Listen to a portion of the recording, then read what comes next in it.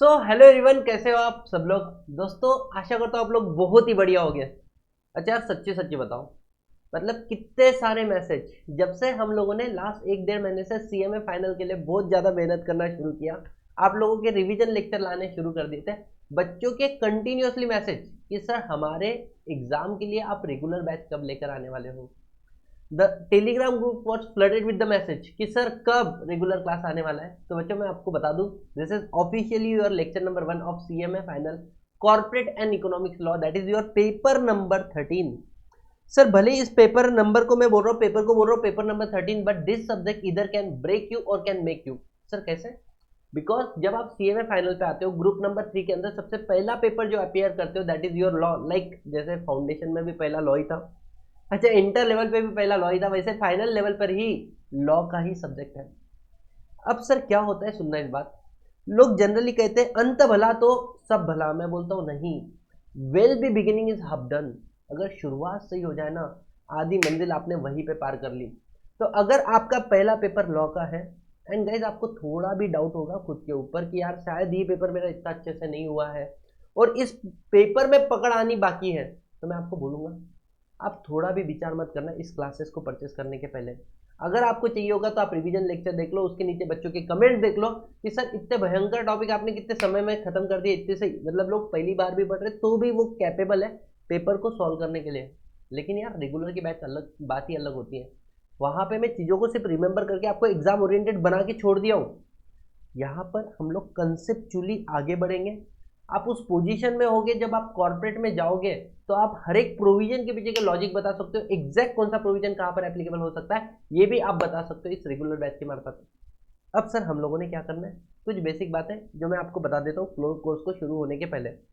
Sir कुछ बच्चों के लिए तो शायद मैं नया होगा ना, तो बेसिकली मैं आपको बता देता हूँ।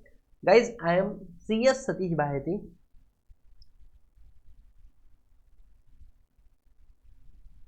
इसके अलावा सर, इसके अलावा कहाँ से बिलोंग करते हो सर, कहाँ से हो आप? वैसे तो मैं अभी पुणे में हूँ सिंस लास्ट 11 ईयर, लेकिन basically we are from Akola. मतलब वी आर क्यों सर, हमारी फैमिली एंड मी है ना। उसके अलावा सर क्वालिफिकेशन से कंपनी सेक्रेटरी हूँ और मैंने ग्रेजुएशन किया है बिजनेस एडमिनिस्ट्रेशन के अंदर। I was a college topper as well as university gold medalist. अब सबसे इंपॉर्टेंट बात, सारी इतनी बातें क्यों बता रहे हो सर अपने बारे में? द रीजन बीइंग, आपको भी ये पता होना चाहिए, देखो खुद की तारीफ नहीं करना है, बट जिससे आप पढ़ रहे हो that person should be confident enough, ठीक है। अब सर पेपर के बारे में बात करते हैं। This is your paper number 13 जो डिवाइडेड टू पार्ट के अंदर। गैस पार्ट नंबर ए जो आपका है 60 मार्क के लिए, जिसको हम बोलेंगे कॉर्पोरेट लॉ। और सर कॉर्पोरेट लॉ के अंदर तीन टॉपिक आएंगे आपके। एक तो आपको पढ़ना पड़ेगा कंपनी एक्ट 2013। सर इसके अलावा आपको पढ़ना पड़ेगा इंसॉल्वेंसी बैंक्रप्सी कोड 2016। और सर इसके अलावा आपको पढ़ना पड़ेगा कॉर्पोरेट गवर्नेंस। तो अगर आप ये तीन टॉपिक को बहुत अच्छे से कर लेते हो तो 60 mark for sure you will get. और मैं आपको बता दूं यहाँ पर अपने स्पेशलाइजेशन वाले सब्जेक्ट है, ये सब्जेक्ट थोड़े अपने दिल के बहुत ज्यादा करीब है। ये आपको over a period of time, आप लेक्चर नंबर 1 ही शुरू करते हो ना, आपको थोड़ी देर में पता चल जाएगा, ठीक है। तो ये अपने एकदम दिल के बहुत ही करीब सब्जेक्ट है, companies act 2013, insolvency bankruptcy code और सर इसके अलावा कॉर्पोरेट गवर्नेंस। अगर ये तीन टॉपिक हो जाते हैं तो 60 mark for sure you will get. Sir इसके अलावा 40 मार्क्स। अच्छा, अगर आप बोल रहे हो कंपनीज एक्ट सब एक चैप्टर है, नहीं गाइस, कंपनीज एक्ट आप लोगों के सिलेबस में टोटल 9 चैप्टर्स आपको दिए हुए हैं, है ना। अगर आप चाहो तो इन चीज़ों को लिख भी सकते हो, लिख लेना गाइस एक बार। कंपनी एक्ट 2013 के अंदर आपको क्या क्या पढ़ना है, ठीक है। सबसे पहले आपका चैप्टर नंबर 1.5 जो है, जो बात करता है किसके बारे में, board of director and KMP. मतलब सर यहाँ पर कवर हो गया सेक्शन नंबर 149 से लेकर section number 172 and section number 195 से लेकर सेक्शन नंबर 205। अब इसके अंदर भी तुमको एक बात बताता हूँ मैं, जैसे मैंने ये सारा रेंज ऑफ सेक्शन तो दिया है, लेकिन आपको सेक्शन नंबर 204 नहीं है, सेक्शन नंबर 205 नहीं है, यहाँ पर आपको सेक्शन नंबर 150 आपके सिलेबस में बिल्कुल भी नहीं है, ठीक है।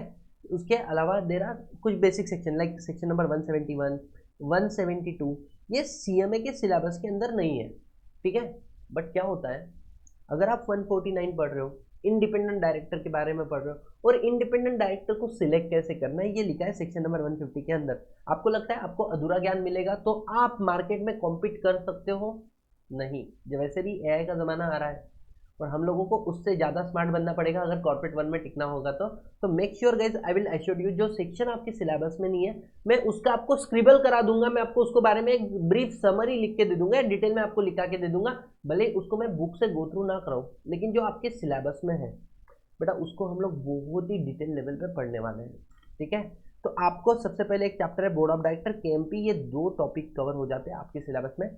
इसके अलावा सर आपके सिलेबस में नेक्स्ट चैप्टर आएगा बोर्ड मीटिंग का, जिसके अंदर हम लोग पढ़ेंगे board meeting and its power. आप मेरे साथ में लिख रहे हो, मैं आशा करता हूँ गाइस आप मेरे साथ में लिख रहे हो। ठीक है, बोर्ड मीटिंग एंड पावर्स, यहाँ पर सेक्शन आते हैं सेक्शन नंबर 173 से लेकर आपका सेक्शन नंबर 195, जो बहुत ही इंपॉर्टेंट टॉपिक बन जाता है आपके सिलेबस के अंदर। ये 2-3 चैप्टर अपने आप में महारथी है, ये एक कैटेगरी चैप्टर है, आप इसको गलती से भी छोड़कर नहीं जा सकते हो गाइस। ठीक है, जैसे आपने 1.15 कंप्लीट कर लिया, 1.6 कंप्लीट कर लिया, ठीक है, मेरा ऑर्डर ऑफ टीचिंग जो रहेगा जरूरी नहीं मैं वो मॉड्यूल के हिसाब से जाऊँ, मैं आपको लॉजिकली जो सही बनता है, जहाँ से ज़्यादा मार्क्स आता है, एग्जाम ओरिएंटेड कैसे होना चाहिए, वो सारी चीज़ों को कंसिडर करके मेरे तरीके से पढ़ाने वाला हूँ। और ये सबसे टेक्निकल सिलेबस पार्ट है आपके सिलेबस का, जो मैं आपको सबसे पहले पढ़ाऊंगा, बिकॉज स्टार्टिंग में पढ़ी हुई चीज़ें लॉन्ग लास्टिंगली याद होती है। और सर सबसे बड़ा प्रॉब्लम क्या होता है, अगर आप देखो तो मैं आपको डे 1 के लेक्चर में इंट्रोडक्शन वाली बातें भी लिखा के दे रहा हूँ। इसका मतलब सर पूरा जो सब्जेक्ट होता है होने वाला है वो राइटिंग में कवर होने वाला है अपनी वाली क्लास के अंदर। आगे बढ़ते गए, इसके अलावा सर हम लोग क्या पढ़ेंगे बेटा, इसके अलावा आप पढ़ोगे इंस्पेक्शन, इंक्वायरी एंड इन्वेस्टिगेशन, ये एक टॉपिक आप लोग पढ़ोगे। सेक्शन नंबर 206 से शुरू हो जाएगा, 220 तक चल जाएगा। सर जैसे ही आपने ये वाला कंप्लीट कर दिया, इसके अलावा आप पढ़ोगे कॉम्प्रोमाइज, अरेंजमेंट, लिख लेना साथ में मेरे साथ में सारे, एंड अमलगमेशन। अब तुम लोगों ने सुना होगा फ्लिपकार्ट और मिंत्रा मर्ज हो गए, अमलगमेट हो गए एक दूसरे के साथ में, लेकिन एक एक्चुअल प्रोसीजर कैसे होता है, मैंने खुद ने ये काम किए वाले, तो ये सारी चीजें मैं आपको प्रैक्टिकली भी बता सकता हूँ। मैं खुद एनसीएलटी के सामने लिटिगेशन कर चुका हूँ, केसेस लड़ चुका हूँ, आप सर्च कर सकते हो। ठीक है, तो ये आ गया compromise, arrangement and amalgamation. Sir इसके अलावा बेटा, इसके अलावा काफ़ी सारे पुणे के अंदर ऐसे बड़ी बड़ी फर्म है जो सिर्फ और सिर्फ कुछ सेक्शन पे प्रैक्टिस कर रही है। सेक्शन नंबर 241 से लेके 245, that is your operation and mismanagement. Company के अंदर जो झगड़े होते हैं ना, बस ये सेक्शन 241 से लेके 245 काफ़ी सारे लोग हैं जो प्रैक्टिस सिर्फ इस एरिया में करते हैं। तो गाइज ये आपका बेसिक सबसे वो सब्जेक्ट हो गया, वो टॉपिक हो गए जो थोड़े टेक्निकल नेचर के। अगर आपने यहाँ तक अपनी पकड़ बना के रख ली तो ये टॉपिक आपके बहुत अच्छे से लर्न हो गए, तो बेटा आप लोगों को मतलब पास होने से कोई नहीं पीछे खींच सकता है। इसके अलावा कंपनीज एक्ट में आपके पास चैप्टर नंबर 1 प्रिलिमिनरी, इसके अलावा चैप्टर नंबर 2 इनकॉर्पोरेशन। जैसे ही आपका चैप्टर नंबर 2 कंप्लीट हो जाता है, इसके अलावा गाइस आप लोग पढ़ोगे डिपॉजिट के कुछ सेक्शन जो आपके सिलेबस में दिए हुए हैं। सर इसके अलावा आप पढ़ोगे किसके बारे में, डिबेंचर के बेसिक तुम लोग पढ़ने वाले हो। कहाँ पे, अपने सिलेबस के अंदर। डिबेंचर सेक्शन नंबर 71, ये 73 से लेके 76A। इनकॉर्पोरेशन सेक्शन नंबर 3 से लेके सेक्शन नंबर 22। और guys promotion section 1 and section 2, ये आपके सिलेबस में डिटेल में दिए हुए हैं।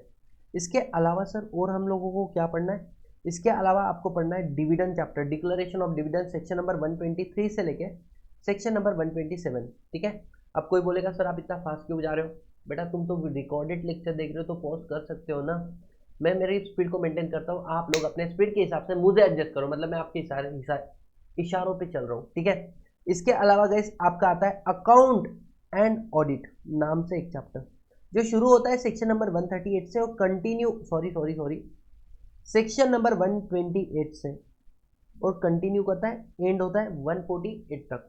तो ये सारी की सारी चीज़ें आप लोग पढ़ोगे कंपनीज एक्ट में, और सर ये कितने मार्क्स के लिए, 40 मार्क्स। इसके अलावा सर आप पढ़ोगे इंसॉल्वेंसी बैंक्रप्सी कोड, कितने मार्क्स के लिए, 10 मार्क्स। और सर इसके अलावा आप पढ़ोगे कॉर्पोरेट गवर्नेंस कितने मार्क्स के लिए गए, 10 मार्क्स। तो आप देखो आपका सिलेबस आपको समझ में आया क्या क्या है। चैप्टर 1 प्रिलिमिनरी इनकॉर्पोरेशन, इसके अलावा डिपॉजिट के कुछ सेक्शन पढ़ोगे, डिबेंचर के टाइप पढ़ोगे, इसके अलावा सर बोर्ड ऑफ अच्छा डिविडेंड के बारे में पढ़ोगे, अकाउंट्स ऑडिट के बारे में पढ़ोगे, इसके अलावा board of director KMP, meeting of board and its power, inspection inquiry investigation compromise arrangement और अमलगमेशन, और इसके अलावा ऑपरेशन मिसमैनेजमेंट, और साथ ही साथ में आप पढ़ोगे आईबीसी इंसॉल्वेंसी बैंक्रप्सी कोड, और साथ ही साथ में आप पढ़ोगे corporate governance. Sir insolvency bankruptcy code होता क्या है? हम लोगों को विजय माल्या याद है क्या, बताओ। सर विजय माल्या जब पैसे पे नहीं कर पा रहा था, अपने एम्प्लॉयज को सैलरी ड्यू नहीं कर पा रहा था, क्रेडिटर के पैसे बैंक के पैसे दे नहीं पा रहा था, मतलब सर क्या हो गया था, उसका एल उसके ए से बड़ा हो गया था। अरे सुनो, उसकी लाइबिलिटी उसके एसेट से बड़ी हो चुकी थी, और क्योंकि आपकी लाइबिलिटी आपके एसेट से बड़ी हो चुकी है, हम लोग कोशिश करेंगे आपके ए को बड़ा करने का, मतलब अरे आपकी एसेट को बढ़ाने की कोशिश करेंगे सो दैट आप अपनी लाइबिलिटी को पे कर पाओ। हम लोग देखो कभी भी किसी कोई बीमार हुआ तो ऐसा थोड़ी ना उसका मर्डर कर देते, अपन उसको मार डालते, बोले बीमार हो गया, बोले जीवन में जीना, पहले कोशिश करते ना उसको बचाने की, और अगर बच जाए तो अच्छी बात, और बचाने की कोशिश कर रहा है लेकिन वो बच नहीं पा रहा है, उसका एल अभी भी उसके ए से बड़ा ही है, मतलब लाइबिलिटी एसेट से, बेटर इसका क्या कर दो, दी एंड, मतलब सर इसका हो जाएगा एंड, फिर इस कंपनी को कर देंगे बंद। तो यही बात हम लोग इंसॉल्वेंसी बैंक्रप्सी कोड में पढ़ेंगे कॉर्पोरेट के पॉइंट ऑफ व्यू से, कि एक कंपनी जो इंसॉल्वेंट हो चुकी है उसको हम लोग कैसे रिवाइव कर सकते हैं, that is CIRP corporate resolution procedure हम लोग पढ़ेंगे। लेकिन सर वो कंपनी रिजोल्व नहीं हो सकती है, हम लोग उसको रिवाइव नहीं कर सकते, वाइंड अप कर देंगे। वैसे इंडिविजुअल के बारे में भी आपके सिलेबस में दिया है कि एक इंडिविजुअल का एल जब उसके ए से बड़ा होता है, मतलब लाइबिलिटी एसेट से बड़ी होती है, तो उस वाले केस में उसको कैसे बचाएंगे, ये सारी बातें हम लोग पढ़ेंगे जो आपके सिलेबस में दी गई है। और कॉर्पोरेट गवर्नेंस क्या होता है, एक अच्छी बिजनेस प्रैक्टिस आपने कैसे करनी चाहिए, कि कोई भी आएगा, जैसे मैं आपको एक नाम लेता हूँ कंपनी का, किंगफिशर, बेटा आपके दिमाग में क्या आएगा, इस कंपनी ने गलत किया है। ग्रोमोर किसकी कंपनी है सर, हमारे क्या बोलते स्कैम 1992 के अंदर हर्षद मेहता जी की, सर कुछ तो गलत किया है लोगों के साथ में। सहारा ग्रुप सुब्रता राय, सर कुछ तो गलत हुआ है लोगों के साथ में। तो आप सत्यम, सर कितना बड़ा फ्रॉड हुआ था इस वाले केस में भी, लेकिन आज सही है क्योंकि उसको टेक महिंद्रा ने क्या कर लिया, एक्वायर कर लिया, मतलब उसको रिवाइव करने की कोशिश की थी और रिवाइव होगी, लेकिन कुछ ऐसी कंपनी जो रिवाइव नहीं हो पाई, इसको मरना ही, मतलब इसका एंड होना कंफर्म था। तो ये सब कुछ हम लोग पढ़ेंगे कहाँ पे गए, इंसॉल्वेंसी बैंक्रप्सी कोड। लेकिन ये कंपनी में इतने बड़े बड़े फ्रॉड हुए हैं, ये होते ही नहीं अगर इनके प्रैक्टिसेस अच्छी होती, अगर इनके रूल्स एंड रेगुलेशन अच्छे होते, अगर ये अपने काम धंधे सही से करते, तो क्या इतने बड़े फ्रॉड हो सकते थे, बिल्कुल नहीं हो सकते थे। तो इसको बोलते हैं कॉर्पोरेट गवर्नेंस। गवर्नेंस मतलब किसी को रेगुलेट करना, और यहाँ पे हम पढ़ रहे कॉर्पोरेट को कैसे रेगुलेट करते हैं। अलग अलग कमेटी बनी थी, उन्होंने अपने कुछ सजेशन दिए थे जो आपके सिलेबस में एड ऑन कर दिए हैं हम लोगों ने, मतलब मैंने नहीं, इंस्टीट्यूट ने। तो अगर आप, मैं बता रहा हूँ syllabus was so beautifully drafted, you will love the subject, समझ में आ रहा है क्या। और सर यहाँ पर आपके कंफर्म हो चुके हैं कितने, 60 मार्क्स। तो देखो यहाँ पे companies act, insolvency bankruptcy code and corporate governance and social responsibility and sustainability. Sir what is sustainability, social responsibility, you guys are better aware, ठीक है, कि कंपनी तुम जो भी हो आज लोगों के बदौलत हो, और कल जाके तुम्हारा काम है कि तुम लोगों को पे ऑफ करो, जैसे रिलायंस फाउंडेशन गरीबों के लिए काम करता है, समझ में आ रहा है। अब सस्टेनेबिलिटी क्या है, हमने कभी वो एडवर्टाइजमेंट देखी क्या, एक बच्चा अपने पिताजी के साथ में ऑडी में बैठा हुआ है और सिग्नल लगा हुआ है, वो बोलता है पापा मैं बड़ा होकर एक साइकिल रिपेयरिंग की शॉप खोलूंगा। पापा को बुरा लगा यार, साला मैं ऑडी में घूम रहा हूँ और ये बच्चा मेरे को क्या बोल रहा है कि मैं साइकिल रिपेयरिंग की शॉप खोलूंगा। बोले इसकी नहीं कुछ नहीं, बोले अरे यार ये कैसा है, बोले मेरा बच्चा है, शर्म नहीं आती इसको। बोले पापा सही है ना, अगर यहाँ पर रेड सिग्नल लगा हुआ है और फिर भी अगर आप लाइट बंद, क्या बंद नहीं कर रहे हो, आपकी गाड़ी की चाबी को बंद नहीं कर रहे हो, मतलब आने वाले समय में पेट्रोल बचेगा नहीं, पेट्रोल खत्म हो जाएगा, लोग साइकिल पे शिफ्ट हो जाएंगे, साइकिल पे शिफ्ट हो जाएंगे तो रिपेयरिंग वाले की डिमांड बढ़ जाएंगे, उनमें कौन बनने वाला, रिपेयरर वाला। मतलब बेटा उसके पापा को शर्म आती है, उसके पापा गाड़ी की चाबी को बंद कर देते हैं। बेटा ये सस्टेनेबिलिटी का सबसे बेस्ट एग्जाम्पल है आई एवर सीन। इसमें क्या बोला हुआ है कि use the resources in a such manner, जो आपके पास रिसोर्स, फॉर एग्जाम्पल पेट्रोल क्यों ना हो, ठीक है, use a resource in a such manner that not only you, सिर्फ आप नहीं, your future generation can also take benefit of it, तुम्हारी फ्यूचर जनरेशन जो है ना वो भी इसका बेनिफिट ले सकती। इस तरीके से अपने रिसोर्सेज को क्या करो, यूज करो। नहीं तो समझा, हमको म्यूजियम में जाना पड़ रहा है, पेट्रोल देखो कैसे दिखता है, अरे देखो वो नीला हरा कलर का है। बेटा मैंने सुना है पेट्रोल की तो स्मेल, जो सुगंध है वो भी बहुत अच्छी आती है। सच्ची, हाँ, मेरे पापा को तो शौक था। ऐसा करने, अरे लो सुनो, तो यहाँ पर आप, मैं बोलूँ तो सस्टेनेबिलिटी की प्रैक्टिस फॉलो करो, कि यहाँ पे जैसे हम लोग क्या बोल सकते हैं, सौर ऊर्जा को यूज़ कर सकते हैं। तो ये सारी चीज़ें सस्टेनेबिलिटी के बारे में हम लोग यहाँ पे पढ़ेंगे, ठीक है। ट्रिपल बॉटम लाइन का एक कंसेप्ट है, वो भी हम लोग पढ़ेंगे। आगे बढ़ते गए, ये हो गया आपका कॉर्पोरेट लॉ, जो किसकी बिहेवियर को गवर्न करता है, किसके बिहेवियर को समझाता है। गाइस ये समझाता है आपको किसके बिहेवियर को, कॉर्पोरेट के बिहेवियर को। जल्दी बताओ, क्या यहाँ तक आपको समझ में आया गाइस, यस और नो। और अब बात आती है आपकी इकोनॉमिक्स लॉ को। सर इकोनॉमिक्स लॉ क्या होते हैं, एकदम आराम से फोकस करना guys. Economics law which affect your economy, जैसे फॉर एग्जांपल स्कैम 1992 हुआ गाइस, यस और नो। जैसे स्कैम 1992 हुआ, 1992 में एक अथॉरिटी सामने आ गई, जिसको हमने क्या बोल दिया, SEBI, security exchange board of India. अब सेबी क्या है, एक रेगुलेटरी अथॉरिटी है। Sir what is regulatory authority, मैं आपको बड़ा सिंपल तरीके से समझाता हूँ। बताओ, बैंकिंग को कंट्रोल करने के लिए कौन आया, reserve bank of India. Foreign के जो ट्रेड हो रहे हैं उसको कंट्रोल कौन कर रहा है, reserve bank of India, RBI. वैसे ही बैंकिंग के लिए, अगर इंश्योरेंस के लिए, insurance regulatory development authority of India. Telecommunication industry, जो आज के आपके हाथ में फोन है ना, इसको कौन गवर्न करता है, इनकी कंपनियों को कौन गवर्न करता है, ट्राई, मतलब telecom regulatory authority of India. उसी तरीके से बेटा सिक्योरिटी मार्केट जो है, जहाँ से हम लोग शेयर को सेल परचेस करते हैं, अब जहाँ पर इनसाइडर ट्रेडिंग होती थी ना हर्षद मेहता के ज़माने में, उसको रोक दिया गया है। ये कौन है, सेबी। और सेबी जब रेगुलेटरी अथॉरिटी लॉ बनाती है, उसको बोलते हैं रेगुलेशन। ये मैंने सीएमए इंटर के डे 1 का डेमो लेक्चर, उसके अंदर जाके देख सकते हो, यू विल अंडरस्टैंड। तो उसको क्या बोलेंगे गाइस, रेगुलेशन। तो सेबी के रेगुलेशन भी आपके सिलेबस में है। सर सेबी के कौन से, 3 रेगुलेशन आपके सिलेबस में है। जब आईपीओ आप लेकर आते हो या एफपीओ आप लेकर आते हो, मतलब पहली पहली बार या सेकंड टाइम आप अपने शेयर को फंड रेज कर रहे हो, शेयर इशू करके, सिक्योरिटी इशू करके। इसके अलावा सर, इसके अलावा गए आपके इनसाइडर ट्रेडिंग, जो हर्षद मेहता के केस में हुआ था, इनसाइडर ट्रेडिंग के केस में क्या रेगुलेशन है, वो सारे। और टेक ओवर रेगुलेशन, हमने देखा एक कंपनी दूसरे कंपनी को एक्वायर कर लेती है, टेक ओवर, तो इससे लेके रेगुलेशन आपके सिलेबस में है। और ये हम लोग कवर कर रहे हैं कहाँ पे, सेबी रेगुलेशन। बहुत ही इंटरेस्टिंग, बहुत ही छोटा टॉपिक है, इजीली कवर होगा, मार्क भी इजीली मिलेंगे। सर इसके अलावा competition act. Sir what is competition act, दो बड़ी बड़ी कंपनियां एक दूसरे के साथ में मिले। अब वो देखो, हम लोग बोलते हैं दो कंपनियां एक दूसरे की राइवल है, पर वो दो कंपनियां एक दूसरे को बोलती है, जब हाथ मिला के काम बन सकता है तो दुश्मनी क्यों पाले, मतलब दोनों लोग हाथ मिला लेते हैं। जैसे वोडाफोन आइडिया को तो एक साथ में आना पड़ा, रिलायंस को जियो को टक्कर देने के लिए। नहीं तो सोचो, एक सब तरफ रिलायंस था, आइडिया था, एक तरफ वोडाफोन था, एक तरफ एयरटेल था, एक तरफ डोकोमो था, एक तरफ एयरसेल था, एक तरफ और क्या बोल सकते हैं, C D M L, Reliance का अपना सीन था। और जैसे ही जियो का, टेलीनॉर नाम की एक कंपनी थी, जैसे ही रिलायंस जियो आया, उनको नहीं लगता इसका नाम है जियो, लेकिन इसने सबको मार डाला, जियो जीने नहीं दिया किसी को। और इसका नाम जियो क्यों गिरा, उसका बहुत इंटरेस्टिंग स्टोरी है, मैं आपको बताता हूँ, ध्यान देना। मुकेश अंबानी का पहला बिजनेस क्या था गाइस, पेट्रोलियम। पेट्रोलियम को हम लोग क्या बोलेंगे, ऑयल, राइट। और मुकेश अंबानी का बच्चा अनंत अंबानी, ईशा अंबानी, आकाश अंबानी, बेटा इनका बिजनेस है जियो का, ऑयल का। बोलते हैं ना, बच्चा अपने पिताजी का मिरर इमेज होना चाहिए, मतलब प्रतिबिंब बोलते हैं उसको मराठी के अंदर, एग्जैक्टली। पापा का पहला बिजनेस क्या था, ऑयल। ऑयल का मिरर इमेज क्या बनेगा, Jio. And this is how the Jio come into existence. खुद तो जी रहा है, सबको मार दिया, एयरसेल बंद हो गया, डोकोमो बंद हो गया, टेलीनॉर बंद हो गया, गाइस ट्राई टू अंडरस्टैंड। और वोडाफोन आइडिया, जो एक दूसरे के जानी दुश्मन थे, वो मर्ज हो गए। तो सर मतलब क्या हो गया, कंपटीशन को तबाह करके रख दिया। हाँ, तो सर वो मोनोपोली क्रिएट कर रहा है, उसके ऊपर केस फाइल करो, नहीं बेटा, हमारा तो फायदा किया था ना उस कंपनी ने, तो इसलिए वो नहीं फंसती है। बट ऐसे ही कंपटीशन को गवर्न करने के लिए हमारे पास आ जाता है कंपटीशन एक्ट। सर इसके अलावा आता है फॉरेन एक्सचेंज मैनेजमेंट एक्ट। दोस्तों मतलब बहुत अच्छी वाली बात बता रहा हूं मैं, FEMA is the one of the most difficult, most technical topic in your syllabus. और मेरा ऐसा था यार, मैं फेमा पढ़ूंगा तो डिटेल में पढ़ाऊंगा, नहीं तो नहीं पढ़ाऊंगा।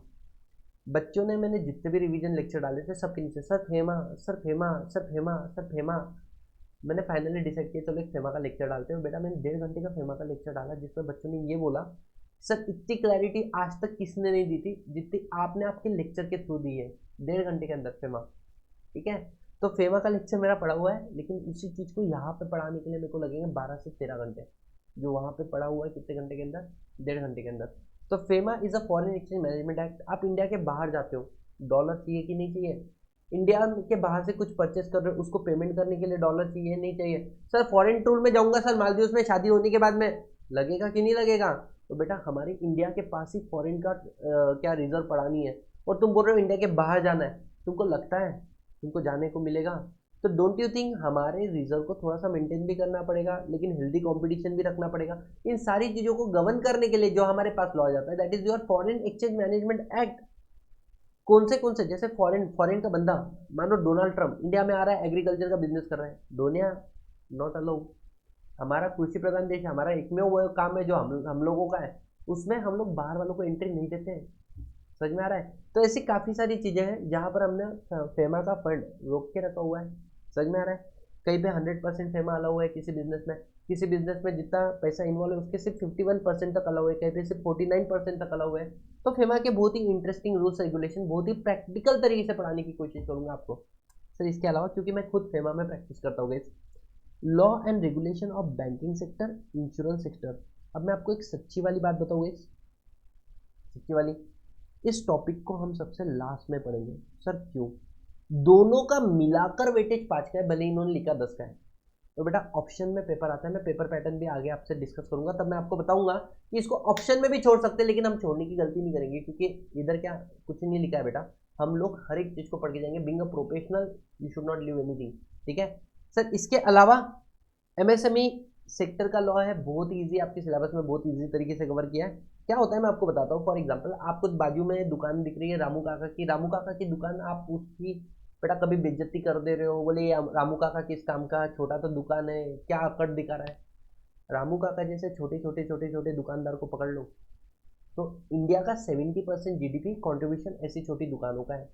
इंडिया में क्या बोल सकते हैं 60% 50% के ऊपर जो एम्प्लॉयमेंट जनरेशन हुआ है वो ऐसी छोटी छोटी दुकानों की वजह से हुआ है। तो इनडायरेक्टली इंडिया का सब्सटेंशियल जो फ्लो ऑफ वर्क है ना, वो इन लोगों की वजह से है। और अब ऐसे लोगों को समय पे लोग पैसा नहीं देते बेटा। इनका बिजनेस अगर बंद हुआ तो इनके पास जॉब करने वाले लोगों की वांदे हो जाएंगे, उनके घर में इनकम नहीं आएगी, आमदनी नहीं आएगी, तो एक्सपेंडिचर कम हो जाएगा, और ओवरऑल इकोनॉमी में एक क्या आ सकता है, रिसेशन आ सकता है। तो एमएसएमई सेक्टर को प्रोटेक्ट करने के लिए हमारे पास बनी गए एमएसएमई का लॉ। बेटा ये सारा चीज अपने को पढ़ना है। इसके अलावा law and regulation of cyber security, data privacy. अब तुम देखो यार, क्या होता है ना कि हमारा फोन जो है वो ब्लिंक हुआ रात को, और हमने सोचा टेक्निकल ग्लिच होगा, हम लोग सो गए, हमने ज़्यादा ध्यान नहीं दिया, लेकिन पता चला कि किसी दूर जहां में कोई बैठे हुए हमारे मोबाइल को एक्सेस कर रहा है, और वो रात में तुम्हारी वीडियो बना दिया। इमेजिन कर सकते हो, जो करना है वो कर, है ना? तुमको नहीं लगता तुम्हारी प्राइवेसी अफेक्ट हो गई? तो आज के डेट में ऐसे पर्सनल अटैक बहुत ज़्यादा होते हैं। ठीक है, एक मेल आ गया, मेल को ओपन कर दिया बेटा, तुम्हारे सिस्टम में वायरस घुस गया और उसने तुम्हारे सारे फाइल को डिलीट कर दिया। ये तुम्हारे कंप्यूटर के ऊपर अटैक था, साइबर सिक्योरिटी का, साइबर का। ठीक है, मतलब ऐसे वाले के मालवेयर बोलते हैं उसको। ऐसी गवर्नमेंट सिक्योरिटी, मानो आधार कार्ड के सारे डेटा लीक हो जाए, कैसे होगा? क्योंकि वो गवर्नमेंट के पास है। तो don't you think we need to protect? एक जमाने में हमारी प्रॉपर्टी क्या थी? हमारी प्रॉपर्टी थी gold, silver, coin, the money that we hold, and the unique and the antique things, जो पुरानी रेयर चीजें होगी। बट आज की डेट में रियल प्रॉपर्टी क्या है, रियल वेल्थ क्या है, पता है? Data. I tell you, I was teaching at one of the platform XYZ Academy for 2.5 years। एक टेक प्लेटफॉर्म है, वो ऑनलाइन एजुकेशन में चलता है, आप लोग नाम गेस कर सकते हैं, XYZ Academy है वो। अब उस एकेडमी के अंदर अगर एक बच्चा लॉग इन करता है मेरे लेक्चर के अंदर, मेरे को मिलता था 300 रुपये। बेटा मेरे एक एक क्लास के अंदर 300-400 बच्चे बैठते थे उस समय में, CA फाउंडेशन के। ट्राई टू अंडरस्टैंड, जैसे ही मैंने लॉगिन किया, उन बच्चों ने लॉगिन किया, डोंट यू थिंक उन्होंने उनका मोबाइल नंबर, ईमेल आईडी सारे डिटेल डाले होंगे? बेटा वो जो 300 रुपये हमें दे रहे हैं कि तुम ज़्यादा से ज़्यादा बच्चों को इंस्पायर करो, वो चाहते कि उन बच्चों का डेटा हमारे पास आए। तो इवन तक there is a company called PayPal, PayPal एक नाम की कंपनी थी। इसका ओनर कौन था, फाउंडर कौन था? इलॉन मस्क, जो आज टेस्ला और स्पेसएक्स का ओनर है। और साथ ही साथ में तुम्हारे एक्स का मतलब ट्विटर जो इनिशियली था, इसका पहला पॉलिसी क्या था पता है क्या? 2015 में वो इंडिया में पेटीएम ने अडॉप्ट किया था। उनका पॉलिसी क्या था कि अगर आप हमारा ऐप डाउनलोड करोगे, उसमें लॉगिन करोगे, $1 हम आपको देंगे। मतलब हमारा, तुम ऐसा हो गया ना, मेरे घर में आके रहो, मैं तुमको रेंट दूंगा। बेटा तुम मेरे घर में आओगे तो तुम्हारे बारे में वो सारी बातें मुझे पता चलेगी जो पब्लिकली सबको पता नहीं है। ऐसे ही यही चीज़ 2015 के अंदर पेटीएम ने अडॉप्ट किया इंडिया में कि पहला रिचार्ज करो 50% ऑफ। तुम 100 का रिचार्ज करोगे, 85 रुपये पे करना पड़ेगा, 50 रुपये हम पे करेंगे। लेकिन बेटा उस रिचार्ज के लिए आपको पहले पेटीएम में लॉगिन करना पड़ता था। आपका मोबाइल नंबर, आपका क्या बोल सकते हैं, ईमेल आईडी, इसके थ्रू, आपके बैंक डिटेल्स के थ्रू आपको क्या करना पड़ रहा है, लॉगिन करना पड़ रहा है। डोंट यू थिंक वो जो 50 रुपये वो पे कर रहे हैं ना तुम्हारे भी आप में, वो उपकार नहीं कर रही, that is called cost of acquisition. Data data acquire करने का वो कॉस्ट ऑफ एक्विजिशन, कस्टमर को एक्वायर करने का कॉस्ट है वो cost of acquisition of customer. Try to understand. तो आपका डेटा आ गया मानो पेटीएम के पास, और पेटीएम का डेटा किसी ने हैक कर दिया, तुमको नहीं लगता तुम्हारी लग गए बैठे बैठे खड़े खड़े जैसा भी समझना है, लेटे लेटे। तो बोलने का मतलब क्या, इनको प्रोटेक्ट करने के लिए जो लॉ हमारे सिलेबस में डाला है, दैट इज बेटा law and regulation related to cyber security and data privacy. इसके भी रिवीजन लेक्चर अवेलेबल है मेरे।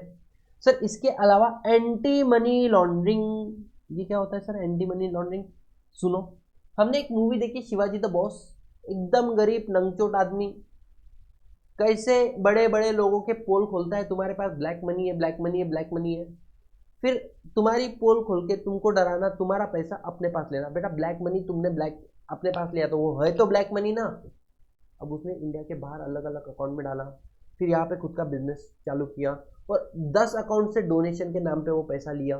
मतलब उस ब्लैक मनी को उसने लीगली कन्वर्ट कर दिया, और अब इस मनी को वो अलग अलग जगह पे क्या कर रहा है, इन्वेस्ट। तो ब्लैक मनी को व्हाइट मनी में कन्वर्ट करने की जो प्रोसेस है, that is money laundering. Sir cloth laundering सुना है, कपड़े धोना, पैसे को धोना, मतलब कालापन लगा हुआ है, ब्लैक मनी है, उसको हटाना, उसको व्हाइट करना, क्लीन करना। ऐसा इतना ढोकलेपने मत करो। ब्लैक मनी टू को कन्वर्ट करना है व्हाइट मनी में, that is your money laundering act. तो ये वाला लॉ भी हम लोग पढ़ रहे हैं हमारे सिलेबस के अंदर, ठीक है। तो ओवरऑल एट द एंड अगर मुझे आप लोगों से बात करनी है तो हाउ इट इज सिलेबस कैसे है, इट वॉज फैंटास्टिक। मजा आएगा आप लोगों को पढ़ने के लिए। तुम सोचो मेरे को बताने में इतना मजा आ रहा है, तुमको पढ़ने में कितना मजा आएगा, ठीक है। तो this is all about your subject called corporate and economics law. इसके अंदर अगर मैं बात करूं सर, ये इकोनॉमिक्स लॉ जो है कितने मार्क्स के लिए, this economics law is for 40 marks guys, and this corporate law is for 60 marks, ठीक है। What you will be getting, अब तुम लोगों को क्या क्या मिलने वाला है इन सारी लेक्चर के अंदर, तो मैं आपको बता दूं अप्रोक्स 70 लेक्चर रहेंगे, which is approx 120 hours maximum sir के ऊपर पानी गए। आप देखो रिवीजन लेक्चर में इतना डिटेल में कवर किया मैंने 7-8 घंटों के अंदर, ये तो मेरे पास काफ़ी समय हो गया। तो सर इतना समय क्यों लग रहा है, बिकॉज मैं हर एक चीज़ को स्क्रिबल कराऊंगा, क्लास में लिखाते लिखाते लिखाते लिखाते पढ़ाने वाला हूँ, तो इतना समय तो लग जाएगा। मान के चलो आप लोग 120 आवर्स में, it's more than enough for me to complete the entire syllabus, जो आपका बाकायदा लर्न भी हो जाएगा। सर आपको क्या मिलेगा, इसके अंदर आपको मिलने वाली आपकी मेन बुक, और साथ ही साथ में आपको मिलेगा क्वेश्चन बैंक, ठीक है। और क्वेश्चन बैंक मैंने अरेंज कैसे किया है सर, आपके अटेम्प्ट के हिसाब से, मतलब फॉर एग्जांपल दिसंबर 2024 उसके अंदर कौन से क्वेश्चन आए थे इस चैप्टर से, सर फिर जून 2024 में कौन से क्वेश्चन आए थे इस अटेम्प्ट से। तो आप लोगों को पता चलेगा कि सब कुछ कवर किया है, previous year question plus model test paper. तो ये वाला पॉइंट यहाँ पे कवर हो गया तुम्हारा, कि सारे के सारे क्वेश्चन आपके कवर है। लेकिन सर मैं सच्ची बताऊँ एक बात, बहुत ज़्यादा डेटा नहीं है तुम्हारे पास, मतलब इन्होंने क्वेश्चन है ना बहुत क्वालिटी वाले पूछे नहीं इंस्टीट्यूट ने। अब क्या होता है ना, तो मैं जब जब आपको लॉ पढ़ाते जाऊंगा, लॉ से बनते हुए केस स्टडी शायद सीए इंस्टीट्यूट ने पूछे हो, चाहे सीएस इंस्टीट्यूट ने पूछे हो, मैं वो कवर कराऊंगा। क्यों, जब से आप केस स्टडी को पढ़ते हो, उसके ऊपर उस लॉ को जो पढ़ा है उसको अप्लाई करते हो, आपकी दिमाग चलना शुरू होता है। मैं आपको प्रॉमिस कर रहा हूँ कि मैं आपको कॉर्पोरेट वर्ल्ड में आपको स्टैंड आउट कराने वाला हूँ, मैं 4 लोग आपको देख के पहचाने। तो बेटा उसके लिए मेरे को आपकी जो बुलंद है वो बहुत ज़्यादा मजबूत करनी पड़ेगी, जिसके ऊपर मैं काम करने वाला हूँ। तो यहाँ पर आपका क्वेश्चन बैंक तूफान बना हुआ है। इसके अलावा मैं आपको एक्स्ट्रा क्वेश्चन बैंक में शायद 600 क्वेश्चन हो गए, मैं आपको कराऊंगा 1200 क्वेश्चन, समझ के चलो सर। 120 घंटे में फुकट की बातें मत करो, live it on me, you just see, ठीक है। इसके अलावा sir chapter wise revision lecture, इसके ऊपर तो तुम डाउट ही मत लेना भाई, लास्ट बैच वालों को भी कराया मैंने, जिनको मैंने पढ़ाया नहीं था, तो तुम लोग तो मेरे बच्चे हो, तुमने मेरे लेक्चर लिए हुए, है ना। तो खत्म विषय, है ना।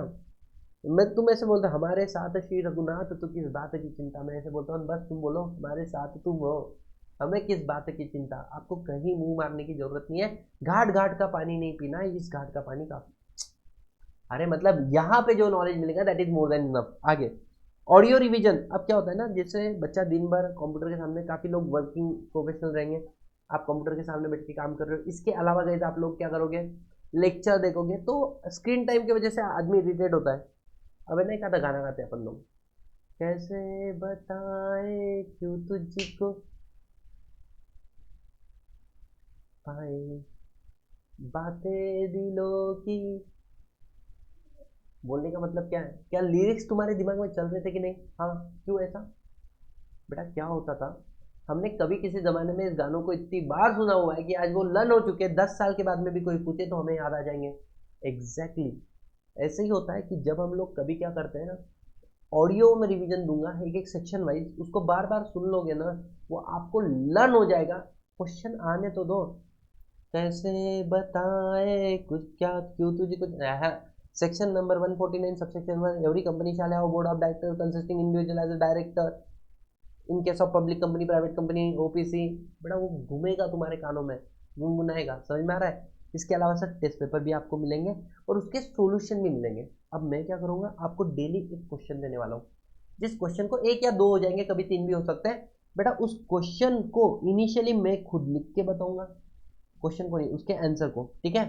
इसके अलावा मैं आपको बताऊंगा कि खुद के लेवल पे खुद को इवेल्युएट कैसे करते हो। मार्क माय वर्ड, आप मेरा एक रेगुलर बुक मेंटेन करना, जहाँ पे मैं स्क्रिबल कराता हूँ, एक क्वेश्चन आंसर वाला बुक मेंटेन करना। बेटा ये 60 दिन की जर्नी आपकी लाइफ को बदल देगा। आप बोलोगे सर इंटर में शायद आप रहते हैं तो मजा ही आ जाता, ठीक है। तो अपने जूनियर को भी गाइड करो, मैंने इंटर के भी डेमो लेक्चर डालने शुरू कर दिए, ठीक है।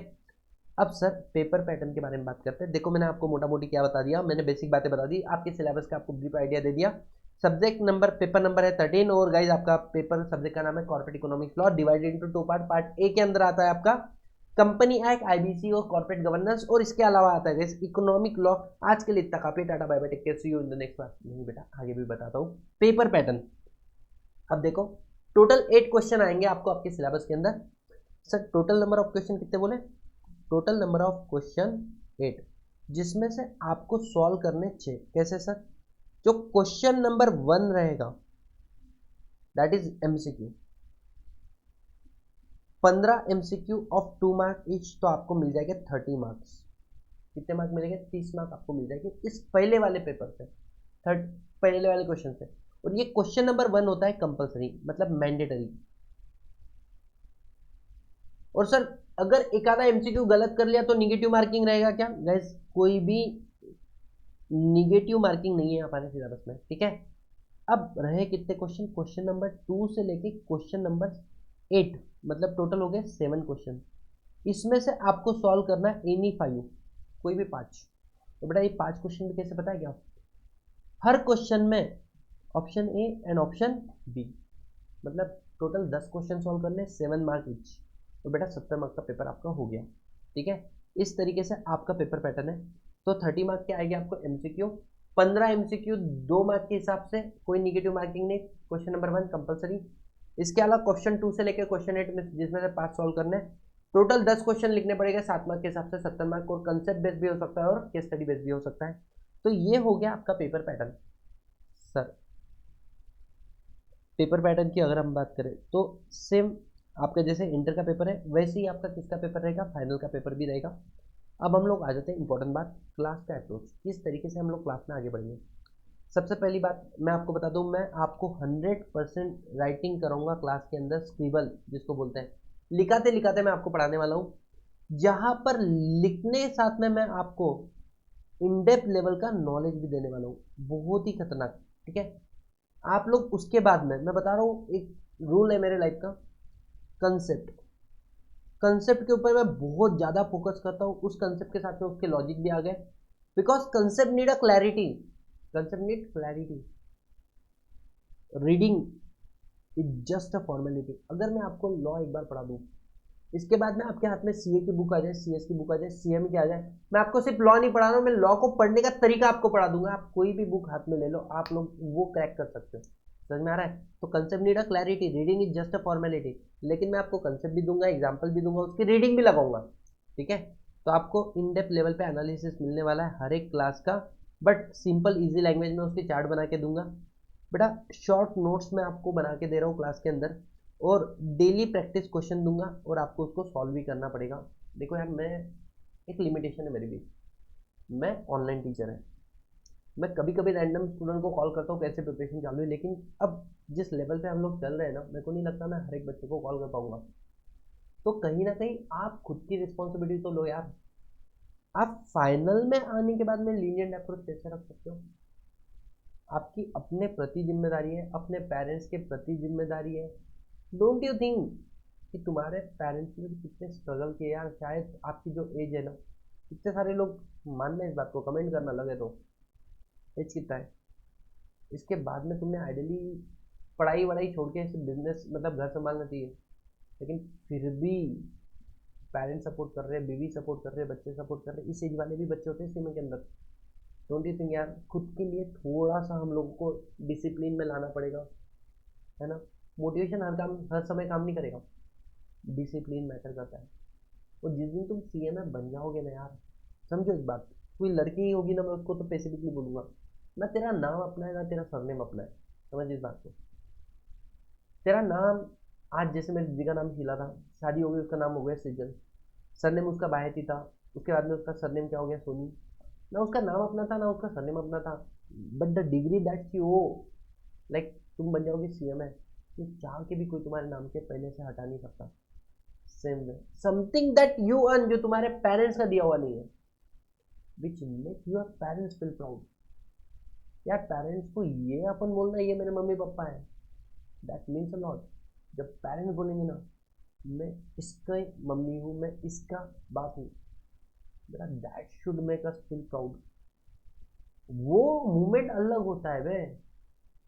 अरे तुम उसकी मम्मी हो, तुम उसके पापा हो, आप हजार गलतियां करो, जैसे मैं बहुत मस्ती करता हूँ मेरे दोस्तों के साथ में, द मोमेंट कोई बोलता है कि इज अ सीरियस, लोगों का देखने का तरीका, बात करने का तरीका चेंज हो जाता है, सारे जज्बात बदल जाते हैं। ट्राई टू अंडरस्टैंड गाइस, थोड़ा सा मैं जो बोल रहा हूँ ना उसको फॉलो कर लेना अपने जीवन में, डिसिप्लिन आना। एक क्वेश्चन दिन का बोल रहा हूँ ना, लिखना ना मेरे भाई, अच्छे मार्क आएंगे तो मेरे को भी तेरा फोटो लगाने मिलेगा, ऑल इंडिया रैंक आएगा तो मेरी छाती चौड़ी होंगी ना, not naturally, it's emotionally. Try to understand. ठीक है, जाने दे यार। Revise one before you attend the next class, mark this one. दूसरी क्लास अटेंड करो उसके पहले पहली क्लास जरूर रिवाइज करके आओ। सर एक ही दिन में दो दो क्लासेस दूंगा आपका, ढोकले सुनना, दूसरी क्लास देखिएगा, उसके पहले पहला क्लास का रिवीजन कर लेना। ठीक है? बहुत सारे टेक्निक्स बताऊंगा मैं आपको, किस तरीके से टॉपिक को याद किया जाता है। ऐसे ही नहीं मैंने एग्जाम लेकर आया सारे पेपर में सीएस के। सर मेन कंसेप्ट पढ़ो, हम जो चार्ट बना रहे क्लास में उसको रिवाइज कर लो। नहीं हो रहा है सर, रिवीजन वीडियो देख ले मेरे भाई। वो भी नहीं हो रहा है सर, ऑडियो सुन ले मेरे भाई। नहीं सर, डाउट है सर किसी कंसेप्ट में, नहीं पॉसिबल है, बट फिर भी, क्योंकि क्या होता है ना, देखो कुछ बच्चे ऐसे रहेंगे, कुछ प्रोफेशनल्स रहेंगे जो एक्चुअली इसके अंदर है, ऑफिस के अंदर है या किसी कॉर्पोरेट के अंदर से है, और उन लोगों के दिमाग में ज़्यादा डाउट आती है, खुरापती दिमाग होता है उन लोगों का कंपेयर टू द स्टूडेंट्स। ठीक है? आपके जो डाउट है उसके लिए मैं भी सक्षम है। तो आपके अगर डाउट है जो सॉल्व हो ही नहीं रहे, आज satish@gmail.com पे भेज देना। मेक श्योर आप लिखो अपना नाम, मेक श्योर आप अपना लिखो कोर्स, में मल्टीपल कोर्सेज को पढ़ाता है, प्लस लेवल जैसे सीएमए फाइनल। ठीक है? इसके अलावा आप लिखना आपका अटेम्प्ट, मेरे को आपकी सीरियसनेस समझ में आएगी। समझा? एक दिन पहले मेरे को क्वेश्चन पूछ रहे एग्जाम के, और अटेम्प्ट मेरे को लगा जून वाला बच्चा है, दिसंबर के एक दिन पहले पूछ रहा है, तो वो गलती से रहना नहीं चाहिए। ठीक है? आपका ऑर्डर आईडी मुझे लिख देना, और आपका जो भी डाउट है बेटा वो डाउट भी लिख देना, और अगर मेरे बुक में से कोई डाउट है तो बेटा पेज नंबर का रेफरेंस भी मुझे दे देना, पेज नंबर का रेफरेंस ये भी दे देना, तो मैं आपके डाउट को सॉल्व कर पाऊंगा। ठीक है? और डेफिनेटली 24 आवर्स के अंदर मैं सॉल्व करता हूँ। कल एग्जाम है, आज भेज दो, मैं 1-2 घंटे पे सॉल्व कर दूंगा। सर एक मूल मंत्र बता रहा हूँ मैं, the success tip, one one and multiple. बेटा एक होना चाहिए जीवन में टीचर, एक सब्जेक्ट के लिए, एक की छूनी चाहिए बुक, मतलब सर आप तो दो दो बुक दे रहे वैसा नहीं रहे, एक बार जो बुक पढ़ा बस वही बुक को हम लोग रेफर करेंगे, किसी और बुक को रेफर नहीं करेंगे। क्यों? स्वामी विवेकानंद जी ने भी बोला था, education is not a collection of fact. आप अलग अलग जगह से इसके नोट उसके नोट, इसका क्वेश्चन बैंक उसका क्वेश्चन बैंक, ऐसा नको करो, है ना, ऐसा नको करो, वो नको करो हैदराबाद में बोलते हैं नको करो जी, ऐसा ऐसा नको करो, तुम ऐसा नको करो। क्यों नको करो सर? बेटा घाट घाट का पानी नहीं पीना, एक घाट का पानी बहुत है, मतलब एक घाट मतलब, अरे मेरे अकेला का नॉलेज भी is more than enough for your examination, ठीक है, एंड योर राइट ऑल्सो। एक बुक, स्वामी विवेकानंद जी ने जो बोला था, education is not a collection of fact, it's a concentration of your mind, what you have उसके पे ही कॉन्सेंट्रेट करके उसको डेवलप करो ना यार, इधर उधर से जमा करो उससे अच्छा। और बेटा एक से ज़्यादा बार क्या होना चाहिए? रिवीजन। मैं तो बोल रहा हूँ 21 बार रिवीजन करो, हद पार, है ना। जैसे अपने विजू भाई एक बात बोलते हैं, मतलब विजू भाई कौन है? डीटी के सर, अपने विजय साड़ा सर, है ना। एक तो हद करो, नहीं तो प्रोग्राम रद्द करो। बस बेटा तुमने भी हद करना है रिवीजन में, रद्द तो नहीं करने को बोलूंगा मैं, हद कर दो रिवीजन के अंदर, इतनी बार रिवाइज करो, किसने बोला तो ऐसा लात मार के पूछा तो अपने को आना चाहिए हर एक क्वेश्चन का आंसर, हर एक सेक्शन के सब सेक्शन भी आने चाहिए। सर सेक्शन के सब सेक्शन मैं हूँ ना भाई, याद करा दूंगा, डोंट वरी, है ना। तो ये सारी बातें होगी, तो ये चीज़ें आपको ध्यान रखना है, बिकॉज सी वेरी सिंपल, एक बात ब्रूस ली ने बोली थी, उसने बोला था, I am not, Bruce Lee कौन, चलो पहले तुमको उसका चेहरा दिखा देता। ब्रूस ली बोले मैं उस व्यक्ति से नहीं डरता जो 10,000 किक को चला लिया है, बोले 10,000 किक मारता है, मतलब I am not afraid of the person who practice 10,000 kick once, 10,000 किकों को उसने प्रैक्टिस किया, आई एम नॉट अफ्रेड, घंटा फर्क नहीं पड़ता मेरे को, I am afraid of a person who practice one 10,000 times. लेकिन अगर कोई ऐसा व्यक्ति जिसने एक किक को 10,000 बार प्रैक्टिस किया, उसकी एक किक से मेरी फटती, बोले समझ में आ रहा है मतलब क्या? अरे 21 नोट्स को तुम बार बार रिवाइज कर लो, there no doubt that you will going to clear with a flying colour. समझ में आ रहा है? तो ये होना चाहिए आपके लिए success tip, one book one teacher one book and multiple revision, ठीक है। So this is all about your basic of law. मैंने आपको लॉ ओरिएंटेशन दे दिया। सीएमए फाइनल के लॉ के अंदर हम लोग पढ़ने वाले क्या है, ठीक है। कुछ बातें एफएक्यू होते हैं, फ्रिक्वेंटली आस्क्ड क्वेश्चन, कि सर नंबर ऑफ लेक्चर कि हमने एक दिन में कितने देखने चाहिए, स्पीड ऑफ लेक्चर हमने बढ़ाना चाहिए नहीं चलाना चाहिए, इनकंसिस्टेंट रहना कंसिस्टेंट रहना, स्टडी मॉर्निंग में करूँ नाइट में करूँ, sir do we need to remember the section number, student का पॉइंट ऑफ व्यू क्या है, इंस्टीट्यूट का पॉइंट ऑफ व्यू क्या है, और सतीश सर का पॉइंट ऑफ व्यू क्या है, ठीक है। ऐसे काफ़ी सारे बच्चों के मन में डाउट होते हैं जो मैं अभी डिस्कस नहीं करूँगा, डे 1 का लेक्चर है, उसमें पूरी मतलब बकवास नहीं करूँगा मैं, ये अपन ओवर पीरियड ऑफ टाइम बात करते रहेंगे। इफ़ यू थिंक इसके अलावा एनीथिंग एल्स जो तुम्हारे डाउट है वो तुम्हें ना क्वेश्चन कमेंट कर देना, आई एड्रेस, ठीक है। तो सर आज ऑफिशियली, है ना, मैं आपके सीएमए फाइनल के लॉ की सिलेबस की शुरुआत कर रहा हूँ, ठीक है। एक बार मैं आपको मेरी किताब बता देता हूँ जो सीएमए फाइनल लॉ की है, ठीक है। मैं आपको वो किताब मैं आपको बता देता हूँ। तो आपके सीएमए फाइनल के जो नोट्स है ना गाइस, देखो, सी हम लोग चैप्टर नंबर 1.5 पढ़ेंगे, that is your board of director and KMP. Basic से शुरू करूंगा, what is board of director, what is director, what is independent director, ठीक है, what is executive director, what is non executive director, what is relation between company and director. इसके अलावा section number मैंने बोला था सब सेक्शन के साथ में याद रखूंगा, देखना सेक्शन नंबर 149 सब सेक्शन 1, उसका फर्स्ट प्रोविजो, उसका सेकंड प्रोविजो, उसका रूल क्या बात करता है, सब सेक्शन 3, सब सेक्शन 4, ठीक है, sub section 5, sub section 6, everything is cover in detail. और सब सेक्शन 6 आप देखते जाओ कितना भयंकर बड़ा सेक्शन है, जो आज अपनी पूरी आज वाली क्लास में तो खत्म नहीं होगा। सब सेक्शन 7, 8, 9, सर इसके अलावा 10, है ना, 12, 13, इस तरीके से मैं आपको section 150 not in your syllabus, लेकिन मैंने बोला था फिर भी जरूरी है रियल लाइफ के लिए, बेटा इसका मैं तुमको चार्ट तो बना के दे ही दूंगा ना, बाद में पढ़ते बैठना, and everything I think which is necessary ना, उसको मैंने क्या कर लिया गाइस, रेड कलर से हाईलाइट करवा दिया है, ठीक है। देन यू विल अंडरस्टैंड कि भाई साहब सब कुछ कवर हो गया, इसके अलावा कुछ अलग से करने की जरूरत नहीं है। Tell me any single section, I will tell you, पूरा का पूरा फाइल सेक्शन सब सेक्शन में है, और हर एक चीज को हमने क्या किया है, हेडिंग सब हेडिंग दिए हैं हर एक चीज को, not even a single point is left out. आपको समझ में आ रहा है guys? तो ऐसे आपके पूरे के पूरे सीएमए फाइनल लॉ के नोट्स आप लोगों को मिलने वाले हैं। क्लियर हुआ? जल्दी बताओ रे, क्लियर हुआ? सर अब हम लोग पढ़ेंगे क्या? अब हम लोग पढ़ना शुरू कर रहे हैं आपके लॉ का एक्चुअली सब्जेक्ट। तो बेटा मेक श्योर आप अपना पेन पेपर लेके बैठ जाओ। सबसे पहले बेसिक ऑफ लॉ में आप लोगों से बात करता हूँ। Sir what do you mean by law? तो लॉ तो छोड़ दो, लॉ के अंदर हम देखेंगे लॉ बनता कैसे, इंडिया के अंदर कोई भी लॉ बनता कैसा है। तो सबसे पहले अगर लॉ बनाना है तो एक तो लॉ बनेगा सेंट्रल लेवल पे या फिर लॉ बनेगा गाइस स्टेट लेवल के ऊपर। ट्राई टू अंडरस्टैंड, एक तो लॉ बनेगा, लेकिन लॉ बनाने की पावर आपको किसने दी है? पार्लियामेंट। पार्लियामेंट आपको पावर देता है लॉ बनाने की। गलत। पार्लियामेंट को पावर किसने दी लॉ बनाने की? कॉन्स्टिट्यूशन। अच्छा, कॉन्स्टिट्यूशन सबसे मेन डॉक्यूमेंट है ना, कॉन्स्टिट्यूशन आपको पावर देता है लॉ बनाने का। मतलब सर जिसने कॉन्स्टिट्यूशन बनाया क्या वो लॉ कॉन्स्टिट्यूशन से भी बड़ा है? मतलब बाबा साहेब अम्बेडकर कमेटी। कौन मोर पावरफुल है? Baba Saheb Ambedkar committee is more powerful, जिन्होंने कॉन्स्टिट्यूशन बनाया, या कॉन्स्टिट्यूशन डॉक्यूमेंट जिसके बेसिस पे सारे लॉ बनते हैं? गाइस सबसे ज्यादा पावरफुल है पब्लिक। क्या बोलती है बेड़ू? पब्लिक। पब्लिक मतलब आप और हम। अगर हम लोग कॉन्स्टिट्यूशन ऑफ इंडिया को खोल के देखें तो पहले ही लिखा है we the people of India, मतलब हम जो इंडिया के सिटीजन है ना, सोलमनली रिजॉल्व, हम लोगों ने डिसीजन लिया है that we are adopting constitution. हम कॉन्स्टिट्यूशन को खुद, कभी कभी तुम लोग मोबाइल लेते ना खुद के पैसे से, और जब तुम मोबाइल लेते खुद के पैसे से तो तुम व्हाट्सएप पे स्टेटस क्या डालते हैं? Gifted to myself, gifted to myself. तुमने खुद ने खुद को दिया, खुद का खुद ने लिया, मतलब खुद का फोन जाके खुद ने लिया और खुद को गिफ्ट किया। वैसे ही कॉन्स्टिट्यूशन बनाने की पावर हम लोग जो है पब्लिक, हम लोगों ने दी थी कमिटी को, कमिटी ने वो लॉ बनाया और उसको हमने खुद को ही गिफ्ट किया। तो सबसे पावरफुल कौन है? पब्लिक। पब्लिक ने बनाया क्या? कॉन्स्टिट्यूशन, जिसको हमने सबसे पावरफुल बनाया।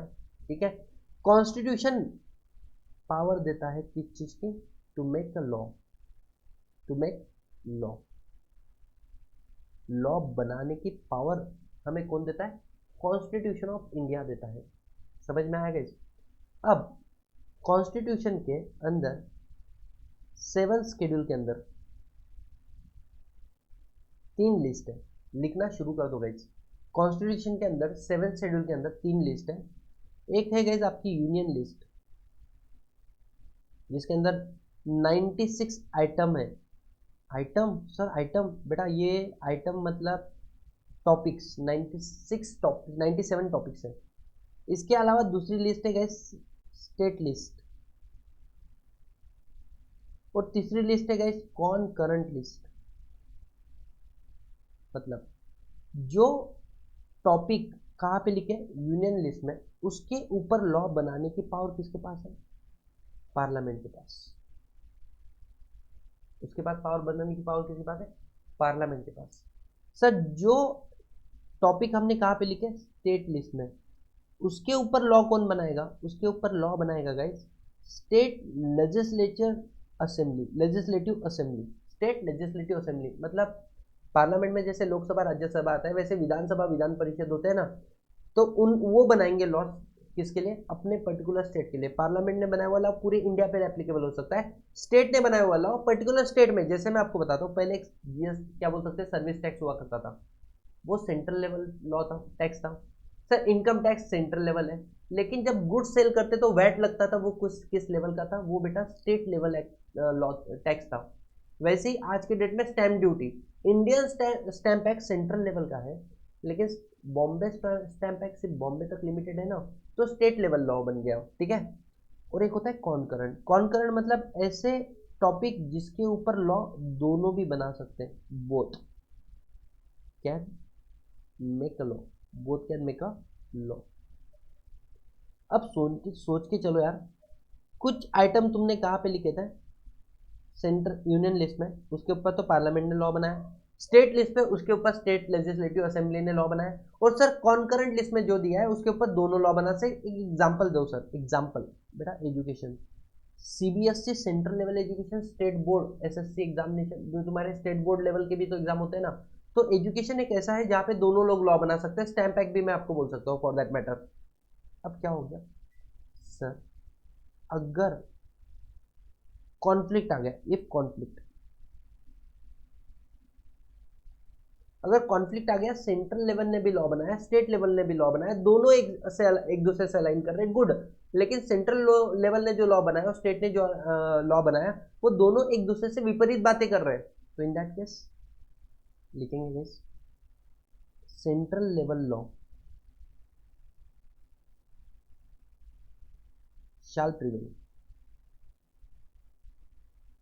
अगर कॉन्फ्लिक्ट आया तो सेंट्रल लेवल का लॉ प्रिवेल करेगा, ना कि स्टेट लेवल का लॉ प्रिवेल करने वाला है। समझ में आया गाइस? तो ये हो गया आपका 3 लिस्ट।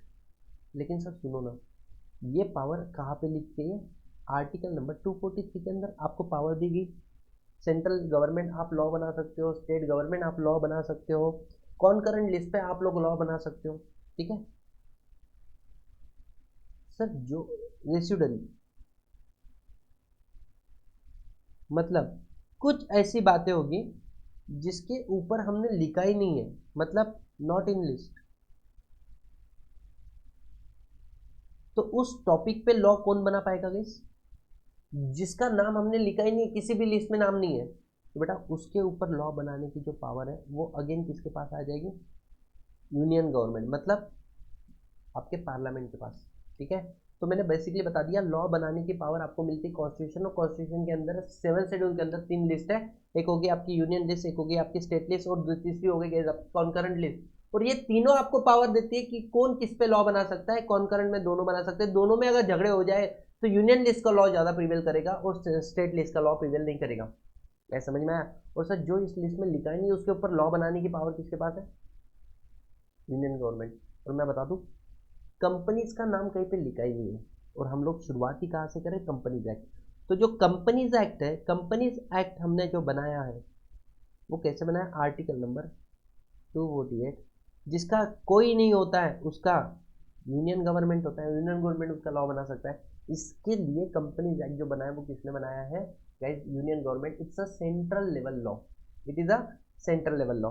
तो लॉ बनता कैसे? सुनो, लॉ बनने की प्रोसीजर मैं आपको बता देता हूँ। सबसे पहले हमने क्या करेगा, एक बिल बनाएंगे। बिल मतलब सर लॉ ही है, लेकिन इसको हमने ड्राफ्ट किया, अभी सिर्फ ड्राफ्ट किया है। कमिटी, जैसे एक कमिटी है सेंट्रल गवर्नमेंट की, ministry of corporate affairs, MC की कमिटी है, उसने क्या किया इस बिल बनाया। अब बिल बना के लिए ministry of law and justice के पास चले गया, फिर वो पब्लिक डोमेन में जाता है। जैसे वो पब्लिक डोमेन में गया, it is there for 30 days, उसके ऊपर फीडबैक वगैरह रिसीव हो गया। जैसे पब्लिक का उसके ऊपर रिएक्शन देखेंगे, फिर उसको हम लोग लोकसभा में भेजेंगे और राज्यसभा में भेजेंगे। Sir what is Lok Sabha, what is Rajya Sabha? बेटा हम लोगों ने देखा, हम लोग 2 बार इलेक्शन में सब पार्टिसिपेट करते हैं, सेंट्रल लेवल के लिए, स्टेट लेवल के लिए, बराबर। तो हाउस ऑफ पीपल उसको बोलते हैं Lok Sabha, and council of state उसको बोलते हैं राज्यसभा। तो एक बार लॉ लोकसभा गया, राज्यसभा गया, और वहां से लॉ क्या हो जाता है? पास। और जैसे ही लॉ पास हो गया, इसको आगे हम लोग किसके पास भेज देंगे? इसको आगे हम लोग भेज देंगे गाइस प्रेसिडेंट के पास। और जैसे ही तुमने प्रेसिडेंट के पास इसको भेज दिया, अब प्रेसिडेंट इसको देगा अपनी असेंट। और जैसे ही प्रेसिडेंट ने असेंट दे दी ऑफिशियली, अब ये क्या बन चुका है? एक्ट बन चुका है। गाइस आप लिख रहे हो साथ में? तो सबसे पहले बिल ड्राफ्ट हुआ, फिर लोकसभा राज्यसभा के पास गया। सर पहले लोकसभा बाद में राज्यसभा? नहीं, जरूरी नहीं है। आर्टिकल नंबर 107 बोलता है आप लोकसभा के पास जाके भी राज्यसभा के पास जा सकते हो, और आप राज्यसभा के पास जाके भी लोकसभा के पास जा सकते हो। ओनली एक एक्सेप्शन है। क्या वो एक्सेप्शन सर? बेटा एक्सेप्शन कुछ ऐसी है कि जब मनी बिल होगा, मतलब ये फाइनेंस एक्ट निर्मला सीतारमन जी, वो नमन अरोड़ा ने बोला था ना, मेरे को बनना है घर जवाई। बोले क्यों? क्योंकि सारा पैसा ले गई निर्मला ताई, टैक्स के नाम पे, है ना। लेकिन बेटा the old haters are now become a fan. क्यों? बिकॉज बेटा 12 लाख रुपए तक तो टैक्स ही नहीं लग रहा तुम लोगों को। She need a new haters, क्योंकि पुराने तो क्या हो गए? फैन हो गए। चलो आ जाओ। तो बेटा आ जाओ, एक्सेप्शन मैं तुमको बताता हूँ। एक्सेप्शन क्या हो गया? Money bill. मनी बिल जब भी इंट्रोड्यूस होगा वो हमेशा लोकसभा में इंट्रोड्यूस होगा, बाद में वो राज्यसभा में चल जाए, वो भी उनसे पास होना जरूरी नहीं है, लोकसभा में इंट्रोड्यूस होकर लोकसभा में पास होना जरूरी है। यह समझ में आया? एक्ट बन गया सर। एक्ट बनने के बाद में इसको हम लोग क्या करेंगे? पब्लिश। पब्लिश करना मतलब क्या सर? नोटिफाई करना। और सर नोटिफाई कहाँ पे करेंगे? Official gazette. Will notify in official gazette. और जैसे ही तुमने ऑफिशियल गैजेट में नोटिफाई कर दिया, नाउ इट बिकम लॉ। अब ये क्या बन गया? ये लॉ बन चुका है, ये एप्लीकेबल हो चुका है। अब इसको चालू करना पड़ेगा, कमेंस करना पड़ेगा। सर कमेंस अगर ये पास डेट से हुआ, एक तो कमेंस होगा पास डेट से, मतलब लॉ आया। जैसे मैं आपको बात करता हूँ, इंडियन कॉन्ट्रैक्ट एक्ट, लिखना है इस बात को, 1872 ये इनैक्ट हुआ था 25 अप्रैल 1872, ठीक है। और सर ये एप्लीकेबल कब से हुआ? 1 सितंबर 1872। एक काम करना ना, पास की जगह पे फ्यूचर लिख देना। फ्यूचर बना जिस दिन और एप्लीकेबल फ्यूचर से हुआ, 4-5 महीने के बाद में, सितंबर, अप्रैल और सितंबर का गैप है बेटा, इसको बोलते हैं प्रोस्पेक्टिव एप्लीकेबिलिटी। Prospective applicability.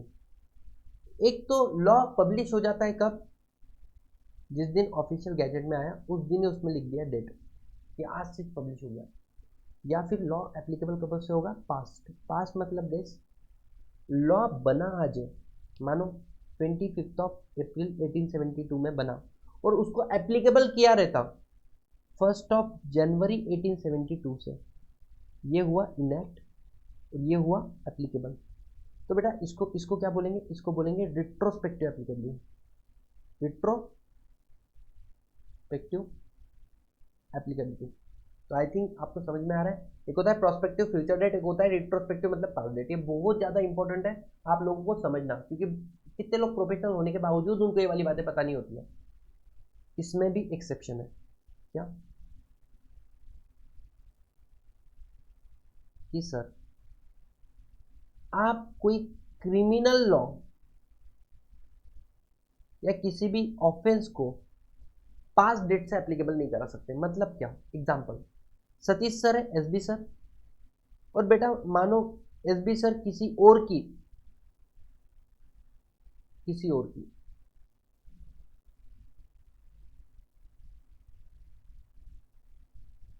और की बीबी के साथ में रिलेशनशिप में है, ऐसा मान के चलो। एसबी सर मतलब सतीश भाई जी सर किसी और की बीबी के साथ में रिलेशनशिप में, इसको बोलते हैं अडल्ट्री। बेटा क्या अडल्ट्री कोई गुनाह है लॉ के हिसाब से? Answer is no, not illegal. ये इलीगल नहीं है इंडिया के अंदर। हाँ एक जमाने में हुआ करता था, फिर उसको हटा दिया, ठीक है। अब जिसके साथ में मैं, जिसकी बीबी के साथ में मैं रिलेशनशिप में था, बेटा वो निकल गया एमपी एमएलए, मतलब मेंबर ऑफ पार्लियामेंट निकल गया, उसका दिमाग खराब हो गया। वो बोलता है सतीश तेरे को छोड़ूंगा नहीं। बेटा उसने बोल दिया अगर आप किसी शादीशुदा लड़की के साथ में रिलेशनशिप में हो, इट इज़ अ ऑफेंस, और जिसके लिए 10 साल की सजा है।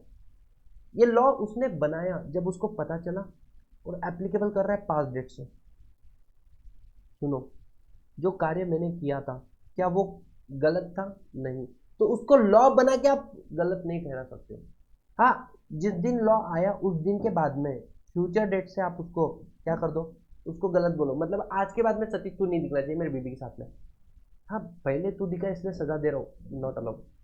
जब किया तब गलत नहीं, तो बाद में उसको लॉ बना के तुम गलत ठहरा नहीं सकते। ऐसे समझ में आया?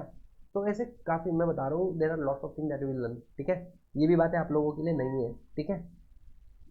चलो यार, तो ये हो गया आपका कि जो लॉ बनता है वो एक तो प्रोस्पेक्टिव डेट या फ्यूचर, और एक एक्ट है जो बोलता है, देखो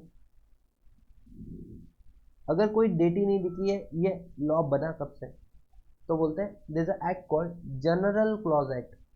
जनरल क्लॉज एक्ट 1872 जो बोलता है कि अगर लॉ में अगर कोई डेट नहीं लिखे, no date is mention, official gazette में कोई डेट नहीं लिखी है कि ये लॉ एप्लीकेबल कब से हुआ है, तो बेटा बोलते हैं ये एप्लीकेबल होगा जिस दिन इसको असेंड मिली, किसकी, प्रेसिडेंट की। प्रेसिडेंट की जिस दिन इसको असेंड मिली उस दिन से ये लॉ बन गया है। बताओ क्या आप इन सारी चीज़ों को लिख पा रहे हो गए अच्छे से, ठीक है। अब सुनो ना सर, तो सबसे पहले लॉ कैसे बना, कोई बिल ड्राफ्ट हुआ, लोकसभा राज्यसभा से पास हुआ, प्रेसिडेंट के पास गया और प्रेसिडेंट ने असेंट दिया, उसको ऑफिशियल गैजेट में पब्लिश कर दिया। सर ऑफिशियल गैजेट का दूसरा नाम क्या है, इसका नाम है गाइस भारत का राजपत्र। क्यों सुनना, पुराने ज़माने में जो राजा लोग होते थे, ये मत लिखना, ये लोग क्या करते थे अपने गांव में जो भी लॉ बनाते इसकी ढिंडोरा करते थे, वो बैंड बाजा बजा के आता था ना, सुनो सुनो सुनो, आज राजा ने कहा है कि रात को 8 बजे के बाद कोई भी बाहर नहीं निकलेगा, नहीं तो हम लोग ऐसा मानेंगे कि वो मतलब शत्रु है हमारे किंगडम का और उसको मार दिया जाएगा। ये चीज़ को चेक नहीं किया जाएगा कि वो इनोसेंट है नहीं है, ठीक है। ये लॉ बना दिया जो हमने, तो वो क्या होता है राजा का राजपत्र, वो कहाँ तक एप्लीकेबल है, उसके किंगडम तक, उसके किंगडम तक। अब जो हमने बनाया है वो क्या है, वो भारत का राजपत्र है और ये कहाँ पर एप्लीकेबल है, होल ऑफ द इंडिया। कैसे समझ में आया, भारत का राजपत्र इसलिए होल ऑफ द इंडिया पे एप्लीकेबल है ना, स्टेट का राजपत्र नहीं है। तो that is official gazette of India. आप अगर चाहो ना तो ऑफिशियल गैजेट के वेबसाइट पे भी आ सकते हो and then you will understand guys, ठीक है। चलो, तो मैंने आपको बता दिया लॉ बनता कैसे है। अब हम लोग आ रहे हैं इंपॉर्टेंट बातें के ऊपर, और गाइस आज हम लोग शुरू करते हैं, थोड़ा सा शुरू करते हैं, बाकी का हम लोग अगले क्लास में कंटिन्यू करेंगे। सेक्शन नंबर 149 लिखेंगे guys, section number 149। Section number 149 क्या बोलता है गाइस, ये बोलता है सुनना, एवरी कंपनी, सुनो सुनो चलो एक काम करें, इसके भी बेसिक हम लोग बात करते हैं कंपनी के बारे में। पहले इसको समझते हैं कंपनी किसको बोलते हैं। गाइस हम लोग कंपनी किसको बोलेंगे इस चीज़ को बहुत अच्छे से समझना। कंपनी का डेफिनेशन चालू होता है, बोल लिखना ये बात मेरे साथ में, सेक्शन 2 क्लॉज 20, सेक्शन 2 क्लॉज 20। अब कुछ यूनिक बात बताऊंगा सर, इसको आपने क्या बोल दिया, क्लॉज। कभी भी रीडिंग ऐसी होती है, एक तो सेक्शन दिया होता है, उसके बाद में सब सेक्शन देते हैं सर, उसके बाद में आता है क्लॉज, उसके बाद में आता है सब क्लॉज। और कभी कभी ऐसा होता है सेक्शन आता है और सीधा क्लॉज आता है। तो सर कब हमने समझना, ये जो ब्रैकेट में लिखा है ये सेक्शन है या ये क्लॉज है, बताओ। ये डाउट आपके मन में है, अरे हाँ या ना बोलो, ये डाउट आपके मन में है, इस डाउट को आज क्लियर करता हूँ, ध्यान देना। अगर कोई सेक्शन की शुरुआत हुई है, ध्यान देना, किसी सेक्शन की शुरुआत हुई है, सेक्शन के बाद में एक कॉमन लाइन लिखी है गाइस, कुछ तो लिखा है, एक सेक्शन के बाद में कॉमन लाइन लिखी है और उसके बाद में नंबरिंग दी गई है, तो ये बन जाते हैं आपके क्लॉज। ये क्या बन जाते हैं, क्लॉज। और सर कोई अगर सेक्शन है, सेक्शन के बाद में सीधा नंबरिंग है, मतलब विदाउट कॉमन लाइन, कोई कॉमन लाइन तो नहीं है और सीधा सीधा क्या लिखा है, नंबरिंग है, तो बेटा ये नंबर बन जाते हैं आपके, लिख लेना ये बातें, बड़ों बड़ों को नहीं पता है, ये नंबर बन जाते हैं आपके क्या, सब सेक्शन। और सब सेक्शन हमेशा सेक्शन से कनेक्टेड होते हैं, इर्द गिर्द होते हैं, और क्लॉजेस जरूरी नहीं है वो कनेक्टेड रहने चाहिए। अब ध्यान देना क्या बोल रहा हूँ मैं आपको बैरक खोल के बताता हूँ।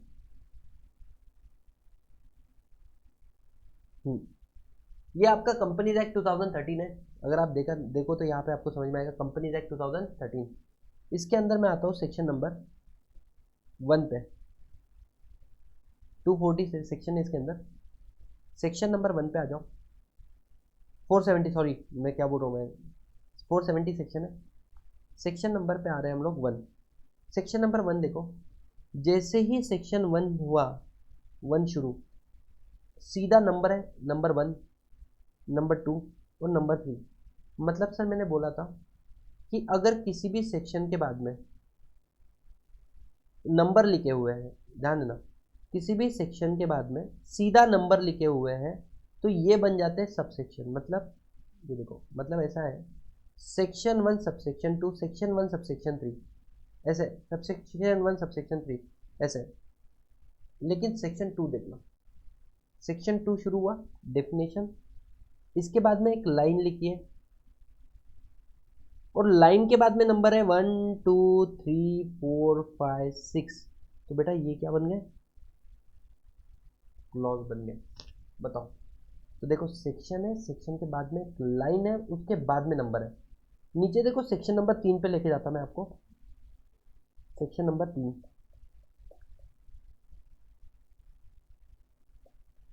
देखो सेक्शन 4 है और सेक्शन 4 के बाद में सीधा नंबर है, तो ये क्या बन गया? Sub section. सेक्शन इसके अलावा देखो दूसरा कोई सेक्शन पकड़ता है, 8 है और सेक्शन 8 के बाद में सीधा नंबर है, ये बन गए सब सेक्शन। लेकिन जब सेक्शन के बाद में एक कॉमन लाइन है उसके बाद में नंबर होते हैं तो वो क्या बन जाते हैं? Clauses. I hope I am making myself more clear to you. ठीक है, ये बातें बहुत ही बेसिक है, मेरे को बताना पड़ रहा है आप लोगों को, आप फाइनल लेवल पे हो समझना इस बात को। There are certain thing that you will understand in this class. ठीक है, अब हम आते हैं, सुनो। अब एक होता है नेचुरल पर्सन और एक होता है आर्टिफिशियल पर्सन। एक होता है नेचुरल पर्सन, एक होता है आर्टिफिशियल पर्सन, समझना इस बात को। ठीक है,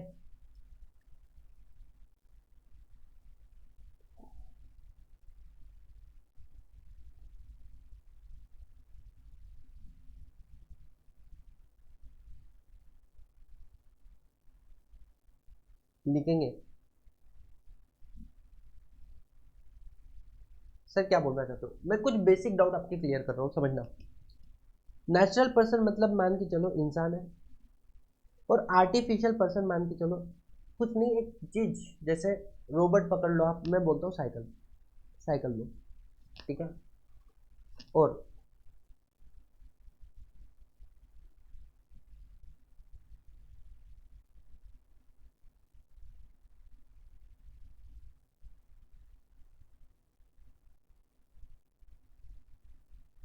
समझना इस बात को, सीधी सी बात है। एक साइकिल है, एक साइकिल को क्या एक नेचुरल व्यक्ति चला सकता है? कैसे? जल्दी बताओ।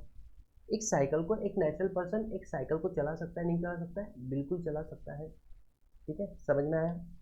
लेकिन पॉसिबल तो natural person can carry artificial person. अब एक नेचुरल व्यक्ति है, क्या उसको साइकिल चला सकती है क्या? Answer is no. आज के डेट में इलेक्ट्रॉनिक व्हीकल आ गई, ऑटोमेटिक कार आ गई, वो अलग बात है, समझना इस बात को। बेसिक एग्जांपल मैं आपको दे रहा हूँ। ठीक है, वो पर्सन भी नहीं है एक्चुअली कार। ठीक है, क्या ऐसा हो सकता है आर्टिफिशियल पर्सन नेचुरल पर्सन को चला रहा है? Answer is not possible. एक साइकिल इंसान को नहीं, क्या एक साइकिल दूसरे साइकिल को चला सकती है क्या? नहीं। तो हमेशा याद रखना, आर्टिफिशियल को पर्सन को चलाने के लिए चाहिए नेचुरल पर्सन।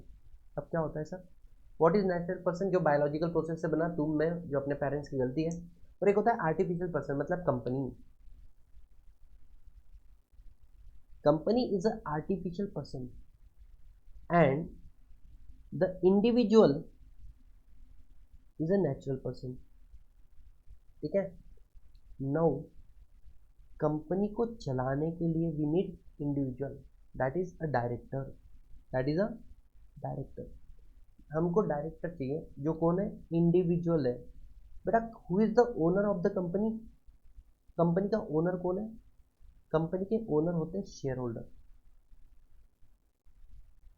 शेयर होल्डर, जो शेयर होल्डर है,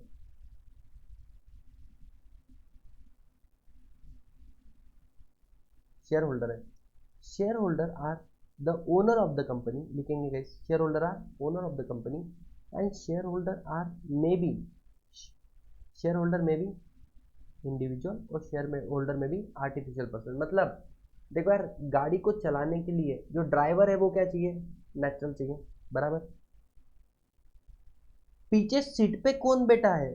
तुम साइकिल के पीछे की सीट पे किसी लड़की को बिठाए या किसी और साइकिल को रखे, इससे फर्क, या माल को रखे हो या माल को रखे हो? लड़की को रखे हो किसी माल को रखे हो, माल मतलब सामान को रखे हो, फर्क नहीं पड़ता, चलाने वाला व्यक्ति क्या होना चाहिए, नेचुरल होना चाहिए। तो कंपनी का जो शेयर होल्डर है वो कोई भी हो सकता है, वो इंडिविजुअल भी हो सकता है, वो आर्टिफिशियल पर्सन भी हो सकता है। जो कंपनी का शेयर होल्डर होता है ना, they are the owner of the company. अब कंपनी का जो ओनर है सर, वही कंपनी आइडियली चलाना चाहिए। तो बेटा रिलायंस इंडस्ट्री लिमिटेड के 40 लाख शेयर होल्डर है, 40 लाख शेयर होल्डर। अगर 40 लाख शेयर होल्डर आके रिलायंस कंपनी को मैनेज करना शुरू कर दे तो कंपनी मैनेज हो सकती है क्या? नहीं। इसी के ऊपर एक लॉ था, लॉ ऑफ वेरिएबल प्रोपोर्शन, कि खाने वाले 10 चेहरे हैं, खाने वाले 2 लोग हैं, उसको सर्व करने वाले, उसको परोसने वाले 10 है, तो लोग 2 लोग भी अच्छे से खाना नहीं खा सकते, ये 10 के 10 एक दूसरे से झगड़े करेंगे। इसीलिए बोला है share holder are very large in the number, very large in number, so therefore they do not involve into day to day affairs. तो ये लोग डे टू डे अफेयर्स में इन्वॉल्व होंगे या नहीं होंगे गाइस? नहीं होंगे, ठीक है। तो दे डू नॉट इन्वॉल्व लिखेंगे, they do not involve into day to day affairs, वो हर दिन के अफेयर्स में इन्वॉल्व नहीं हो सकते, ठीक है। अब इसके लिए ये अपॉइंट करते हैं किसको? डायरेक्टर, कंपनी के अंदर डायरेक्टर। तो क्वेश्चन एग्जाम में अगर अगर आया कि डायरेक्टर को अपॉइंट क्यों करना है, why there is a need of director, why there is need of director, director को अपॉइंट क्यों करना है? तो सबसे पहला लिख देना कि shareholder large in number. दूसरा, नो डेली इंटरफेरेंस, उनका डेली इंटरफेरेंस नहीं होता इन कंपनीज अफेयर। ये वो अफेयर नहीं बेटा जो तुम सोच रहे हो ना, कंपनी के बिजनेस में उनका डेली इंटरफेयर नहीं होता है, ठीक है। इसके अलावा company is a artificial person, company क्या आर्टिफिशियल पर्सन है, और आर्टिफिशियल पर्सन खुद होके तो चल नहीं सकता है। So they need a director, they need director, जो क्या होना चाहिए, नेचुरल पर्सन। और लास्ट में it is a requirement of section number 149 subsection 1, क्या? Every company shall have, every company shall have board of director. हर एक कंपनी में क्या होना चाहिए? बोर्ड ऑफ डायरेक्टर होना चाहिए। और इस board of director consist individual as a director. इस बोर्ड ऑफ डायरेक्टर में कौन आते हैं? इंडिविजुअल डायरेक्टर्स, मतलब ऐसे लोग जो इंडिविजुअल है, वही लोग क्या बन सकते हैं? डायरेक्टर बन सकते हैं। गैस समझ में आया आप लोगों को? तो there is a need of director. Number 1, large number of share holder, they do not involve into day to day affairs of the company.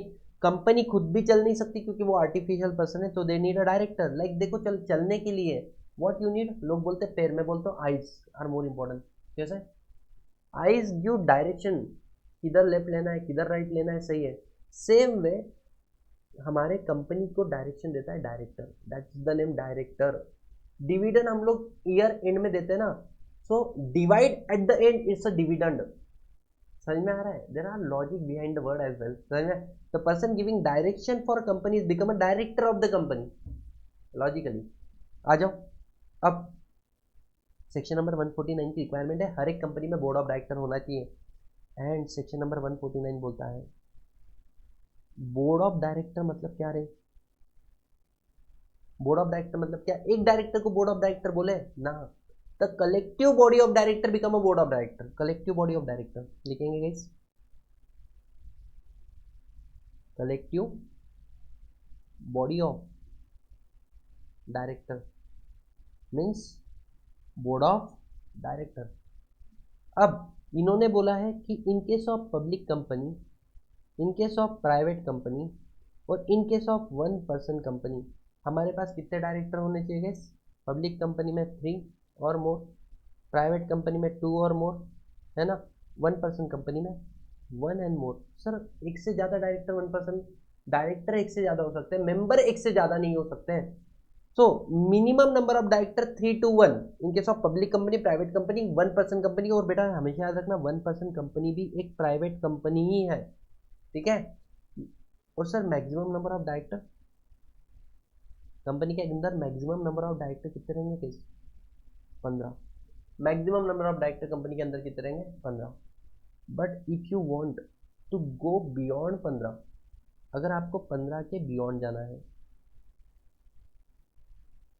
You need to pass SR। SR मतलब क्या? Special resolution.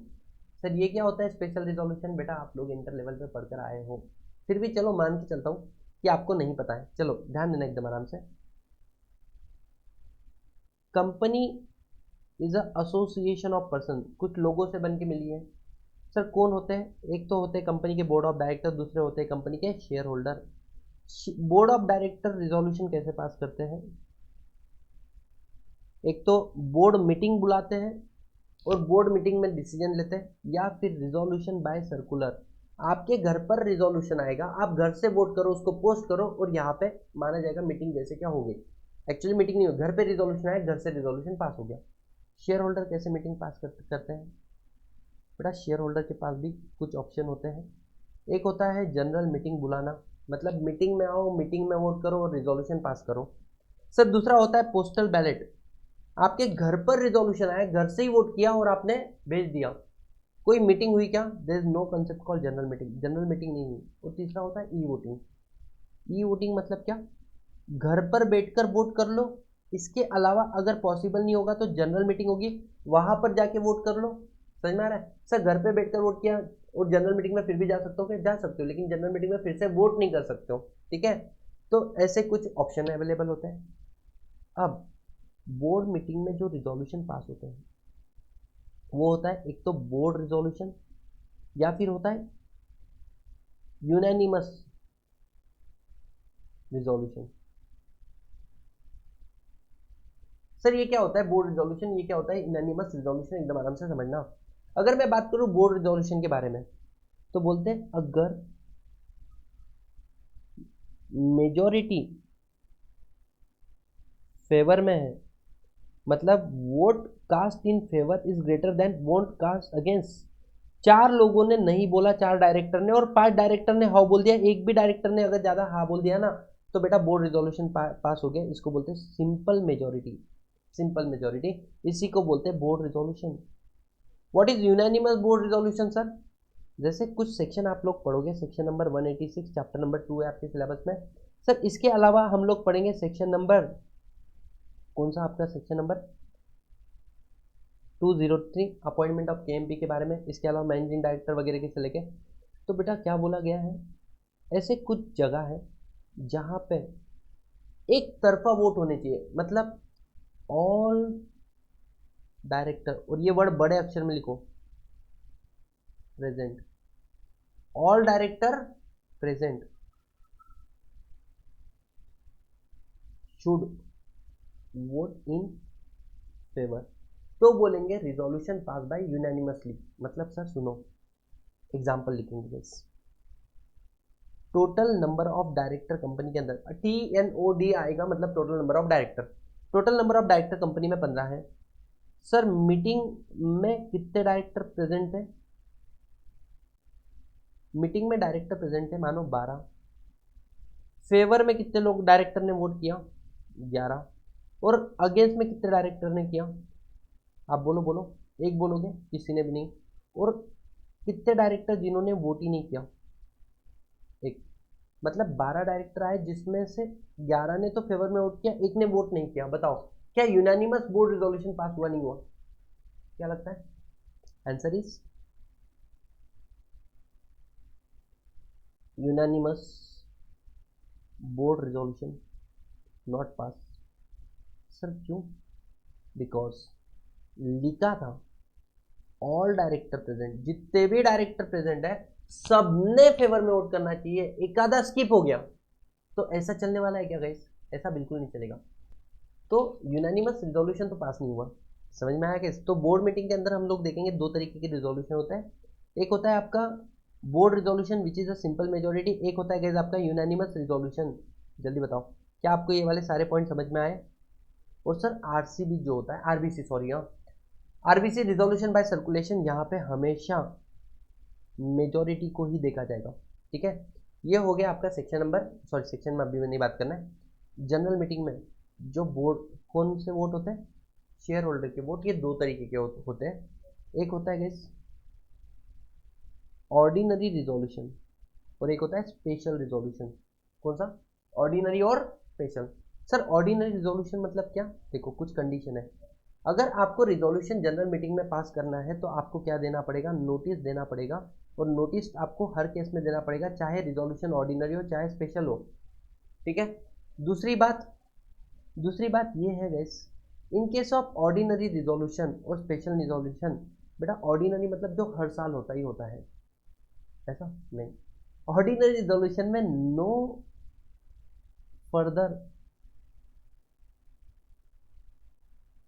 सुनो, हाँ, जो ordinary resolution होता है इसमें आपको क्या पता है? नो नीड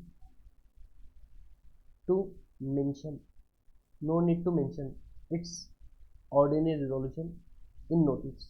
नोटिस में अलग से लिखना नहीं चाहिए। जरूरी नहीं कि हम लोग ऑर्डिनरी रिजोल्यूशन पास हो रहे हैं। अगर आपने बोल दिया रिजोल्यूशन पास करना है मतलब ही ऑर्डिनरी रिजोल्यूशन पास करना है। और बेटा स्पेशल नोटिस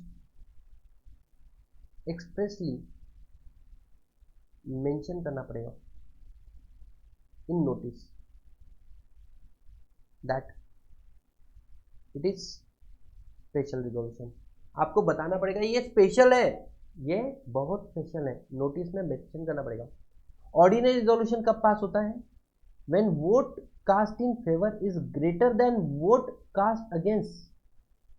अगर फेवर में अगेंस्ट से ज्यादा वोट है, सर 3 अगेंस्ट में, 4 फेवर में, 10 अगेंस्ट में है और 11 फेवर में है, सर 0 अगेंस्ट में है, 1 फेवर में है, कुछ भी रहे, इन that case ordinary resolution is pass. अब सुनो, इसके अलावा क्या बोला है? इसके अलावा ये बोला है स्पेशल रिजोल्यूशन में, when vote cast in favour is three time of is 3 times of vote cast against. मतलब अगर 10 लोगों ने नहीं बोला तो हाँ बोलने वाले कम से कम 30 लोग चाहिए, तब बोलेंगे हम लोग कौन सा रिजोल्यूशन पास हुआ, स्पेशल। सर अगर 9 लोगों ने नहीं बोला तो हाँ बोलने वाले 27 होने चाहिए। सर एक ने नहीं बोला हाँ बोलने वाले 3। सर 0 ने नहीं बोला हाँ बोलने वाले 3 नहीं, एक भी काफी बेटा, देख ले 0 को मल्टीप्लाई करेगा 3 से 0 आएगा ना, एक भी ज्यादा होता है। समझ में आ रहा है क्या? तो यहाँ पे बोला है, लेकिन एक बात हमेशा याद रखना, in case of ordinary resolution there is a concept called casting vote. Casting vote मतलब इन केस ऑफ टाई, अगर मानो 5 अगेंस्ट में हो 5 फेवर में, इन केस ऑफ टाई, टाई हो गया, 5 अगेंस्ट में है और 5 फेवर में है तो टाई हो गया, तो चेयरमैन को एक एक्स्ट्रा वोट मिलता है। तू हाँ बोले तो रिजोल्यूशन पास, तू ना बोले तो रिजोल्यूशन फेल। तो कास्टिंग वोट मिलता है in case of ordinary, only ordinary resolution के केस में। स्पेशल रिजोल्यूशन में there is no case of time, मतलब 10 ने हाँ बोला 29 ने ना बोला, एक चाहिए सर हाँ बोलने के लिए, there is no concept of casting vote. तो स्पेशल रिजोल्यूशन में कास्टिंग वोट वाला कंसेप्ट है या नहीं है? There is no concept of casting vote. ठीक है। मैं आज बहुत ही बेसिक बेसिक चीज़ें आप लोगों को पढ़ा रहा हूँ, लेकिन मैंने आपको बोला, आपको कुछ तो बोला कि पब्लिक कंपनी कम से कम 3 डायरेक्टर चाहिए, प्राइवेट में 2 चाहिए, 1 पर्सन कंपनी में 1 चाहिए। अब कुछ और टेक्निकल पॉइंट, बहुत ही प्यारा पॉइंट बताता हूँ मैं आपको, बेटा लिखना, पब्लिक कंपनी और प्राइवेट कंपनी। पब्लिक कंपनी में डायरेक्टर कितने चाहिए ना और मेंबर कितने चाहिए बताओ? Minimum, I am saying minimum 3 director, minimum 7 member. Private company में मिनिमम 2 डायरेक्टर और क्या बोल सकते हैं, 2 मेंबर। अगर मैं पूछूँ लॉजिक क्या है आपको पता है? यहाँ पे क्यों 7 लिखा है, 6 क्यों नहीं लिखा, 8 क्यों नहीं लिखा, बताओ? क्या आपको इस बात का लॉजिक पता है? 6 क्यों नहीं लिखा, 8 क्यों नहीं लिखा, 7 क्यों लिखा, बताओ? सर ये बातें हम लोग इंटर से फाइनल में आ गए, फिर भी हमें पता नहीं है। समझ में आ रहा है क्यों लिखा? देखो अब मैं आपको बताता हूँ एकदम आराम से। मिनिमम नंबर ऑफ डायरेक्टर कितने चाहिए गाइस? 3 पब्लिक में, और प्राइवेट में कितने? 2। बेटा समझना, हमारा कंपनीज एक्ट फॉरेन के कंपनीज एक्ट से मर्ज करता है, मतलब मिलता जुलता है, रिजेंबल करता है, इंस्पायर भी है, हमने खुद उन्हीं का लिया है। क्या? कंपनी एक्ट उठा के। प्राइवेट कंपनी ये वो कंसेप्ट है जो इंडिया में हम लोगों ने लाया है। पब्लिक कंपनी बाहर कोई कंसेप्ट नहीं, बाहर विदेशों में there is no concept called private company, public company. There is a concept called incorporated company, खत्म। बनी हुई कंपनी, अनइनकॉर्पोरेटेड कंपनी। बननी चाहिए थी लेकिन बनी नहीं, अनइनकॉर्पोरेटेड और इनकॉर्पोरेटेड, बस इतना ही है। इसलिए देखना अमेजोन आईएनसी बोलते हैं, है ना, आईएनसी क्या, इनकॉर्पोरेटेड। अब सीन क्या है सुनो। तो पब्लिक कंपनी में 3 लोग क्यों बोले, पहले इसका लॉजिक समझना। मान के चलो एक है हस्बैंड और एक है वाइफ, ये तो तुम्हारा प्राइवेट हो गया ना, पब्लिक कहाँ पे है? तो इनके बीच में कोई तो चाहिए third person, then it become a public. इसलिए देखना, अगर एक कंपनी में 15 डायरेक्टर है तो कम से कम उसके 1/3 मतलब कितने, 5 डायरेक्टर इंडिपेंडेंट डायरेक्टर चाहिए होते हैं, जिनका तुम्हारे कंपनी से कोई एसोसिएशन नहीं है। In case of listed company और पब्लिक कंपनी जिसको बोला गया है प्रिस्क्राइब, पब्लिक कंपनी प्रिस्क्राइब। समझ में आ रहा है क्या? क्या लॉजिक नंबर समझ में आया? एक क्यों बोला है? एटलीस्ट 1/3 क्या होने चाहिए, इंडिपेंडेंट डायरेक्टर होने चाहिए। बाहर का एक तो भी व्यक्ति होना चाहिए ना, तभी जाके आपके कंपनी को क्या बोलेंगे, पब्लिक बोलेंगे। अब सोचो, और एक बात आपको एक्स्ट्रा ज्ञान के लिए बता रहा हूँ। क्या मैं बोल सकता हूँ कंपनी के अंदर जो व्यक्ति तुम्हारा मेंबर है, अगर वो इंडिविजुअल होगा तो वही व्यक्ति तुम्हारी कंपनी का डायरेक्टर भी बन सकता है। जैसे रिलायंस इंडस्ट्री लिमिटेड में मुकेश अंबानी मेंबर भी है, मुकेश अंबानी डायरेक्टर भी है, तो मेंबर और डायरेक्टर कॉमन हो सकते कि नहीं हो सकते? हाँ। सोचो, कंपनी को एक डिसीजन पास करना है, क्या कंपनी है, कंपनी ने डिसीजन लिया 1 करोड़ का लोन लेना है, 1 करोड़ का लोन। अब बोर्ड ऑफ डायरेक्टर थे 3, इन्होंने बोला यस हमको लोन लेना है। जैसे बोर्ड ऑफ डायरेक्टर ने यस बोला, अब ये हम लोग रिजोल्यूशन किसके पास लेके जाएंगे, शेयर होल्डर के पास। ये जो बोर्ड ऑफ डायरेक्टर है सेम व्यक्ति यहाँ पे क्या है, शेयर होल्डर। बेटा बताओ ये यहाँ पे हाँ बोलेंगे या यहाँ पे ना बोलेंगे? क्या लगता है, हाँ बोलेंगे? मतलब कोई इतना कैसे रह सकता है कि पहले हाँ बोला और बाद में ना बोल रहा है? तो जो पहले हाँ बोला वो बाद में भी हाँ बोलेगा ना, तो ये यहाँ पे भी क्या बोलेंगे, हाँ, यस बोलेंगे, और बेटा रिजोल्यूशन हो जाएगा पास। इसलिए बोला, अगर कोई व्यक्ति है डायरेक्टर वही तुम्हारे कंपनी के शेयर होल्डर है, तो ये कॉमन हो सकते हैं, हाँ। तो ये 3 लोगों ने अगर हाँ बोला तो इनको ना बोलने वाले कम से कम इससे एक तो भी ज़्यादा होना चाहिए ना। तो ज़्यादा मतलब 3 से ज़्यादा क्या होता है, नंबर 4। तो 3 + 4 become 7। So this number, minimum number of members 7 is why to break the tie. अगर यही लोग कंपनी के डायरेक्टर शेयर होल्डर भी रहे तो इनको ना बोलने वाले कम से कम इनसे ज़्यादा होने चाहिए, दैट बिकम 4। समझ में आया? ये नंबर आया तुम्हारा 7। ये लॉजिक मेरे को पता है, तुम लोगों को किसी ने नहीं बताया, एक्सेप्ट 2 स्टूडेंट जिनको जो फाउंडेशन में इंटर में मेरे से पढ़े हुए हैं, उनको ये लॉजिक पता है। जनरली बच्चों को ये वाले लॉजिक नहीं पता है। तो यहाँ से आया तुम्हारा नंबर 3 की जगह पे 7। समझ में आया? पब्लिक कंपनी कोई तो बाहर का चाहिए, इसलिए 3, मियाँ बीवी और काजी बीच में, और इनको अपोज करने के लिए कम से कम चौथा 4 एक्स्ट्रा चाहिए, तो बिकम 7। अब सर, हम लोगों के इंडिया में चल रहा था पार्टनरशिप बिजनेस। पार्टनरशिप को बोला यार तुम भी कंपनी बनाओ, बोले हम लोग नहीं चाहते हमारे बीच में मिडल मैन कोई और आए, हम दोनों प्राइवेट प्राइवेट है, प्राइवेट प्राइवेट ही करते, प्राइवेट प्राइवेट ही रहते हैं। तो बोले ठीक है, आपको 2 ही लोग ओनर चाहिए क्या, 2 ही लोग मैनेजमेंट में चाहिए क्या? बोले हाँ। चलो बोले 2 डायरेक्टर से काम जम जाएगा तुम्हारा, जमा देंगे सर, बोले काम अपन नहीं, ओनर ओनर तो साथ रखना ना, नहीं रखना, इससे अच्छा हमारा पार्टनरशिप अच्छा है। तो बेटा कंपनी फॉर्म ऑफ बिजनेस को बढ़ाने के लिए नंबर ऑफ मेंबर को भी कितना कर दिया, 2 कर दिया, this become a private company. समझ में आ रहा है? अब जो सोल प्रोप्राइटर थे इंडिया के अंदर, सोल प्रोप्राइटर, इनको भी कंपनी बनाने के लिए हम लोग क्या कर रहे हैं, फोर्स कर रहे हैं। इसलिए कंसेप्ट आया कौन सा, 1 पर्सन कंपनी, 1 पर्सन कंपनी, जहां पर एक मेंबर और एक डायरेक्टर से भी काम चल जाएगा। लॉजिक समझ में आ रहा है? अब सर सुनो, क्या हो गया, जब तुम पार्टनरशिप को कन्वर्ट कर रहे हो कंपनी के अंदर, don't you think these are 2 different person?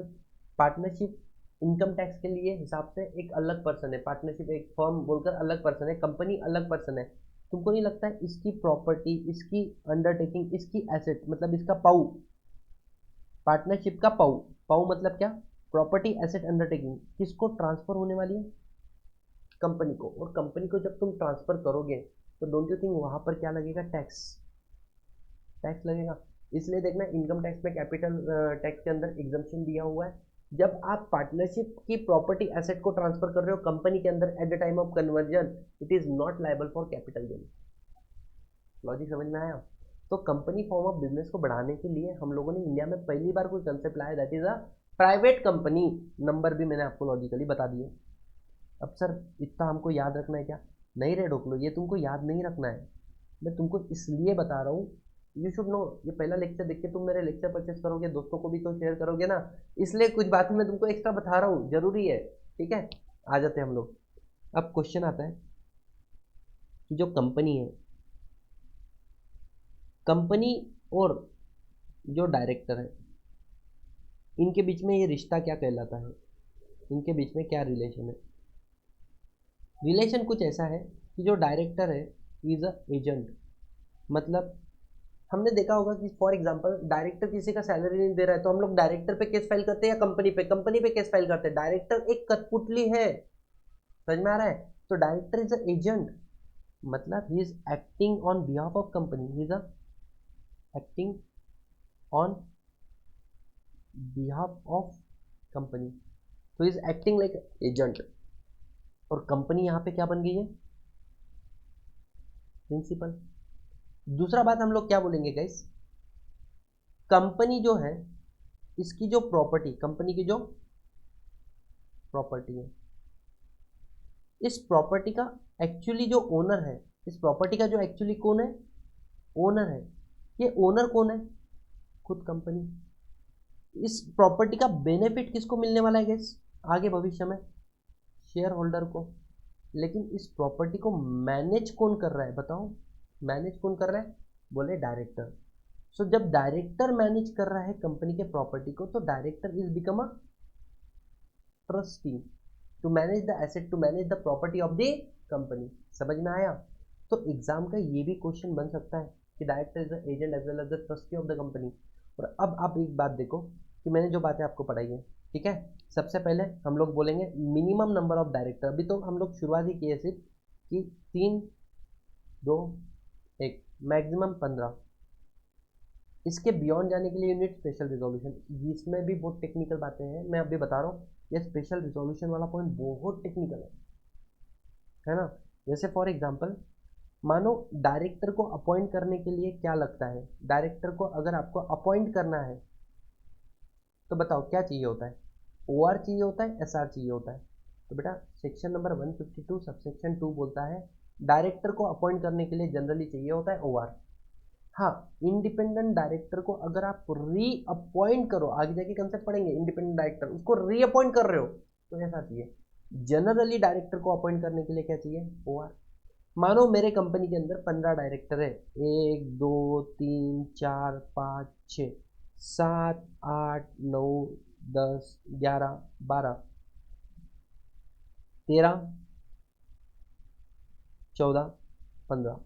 बेटा मेरे कंपनी में कितने डायरेक्टर? 15। अब मेरे को डायरेक्टर अपॉइंट करना है 16 और 17 और 18। अब मेरे को एक बात बताओ, ये डायरेक्टर जब मैंने अपॉइंट किए होंगे मेरे कंपनी के अंदर, मैंने क्या पास किया होगा? बीआर या ओआर? बेटा ओआर पास किया या एसआर पास किया? ओआर। अब मैं बोल रहा हूँ 15 डायरेक्टर के ऊपर जाना है तो यूनिट एसआर। तो डायरेक्टर नंबर 16 17 और 18 को अपॉइंट करना है तो मेरे को क्या पास करना पड़ेगा? SR 1, SR 2, SR 2। Correct? Yes और नो? सही है? You should not think like this. क्यों सर? डायरेक्टर को अपॉइंट करने के लिए अभी भी लगेगा ओआर। बेटा 15 की लिमिट को क्रॉस करने के लिए, बियॉन्ड जाने के लिए you need to pass SR. मतलब बेटा 15 से 16 पे जाने के पहले, मतलब pass SR and then appoint director by passing OR. SR pass करके तुम लिमिट के बाहर जा सकते हो। देखो क्या लिखा है यार लॉ में, लॉ को थोड़ा अच्छे से पढ़ो। कंपनी में appoint more than 15 director after passing SR. Passing SR, director की लिमिट को इंक्रीज करने के लिए एसआर पास करना है, अपॉइंटमेंट के लिए एसआर पास नहीं करना है गाइस। समझ में आया? बोलो हाँ या ना? समझ में आया सर?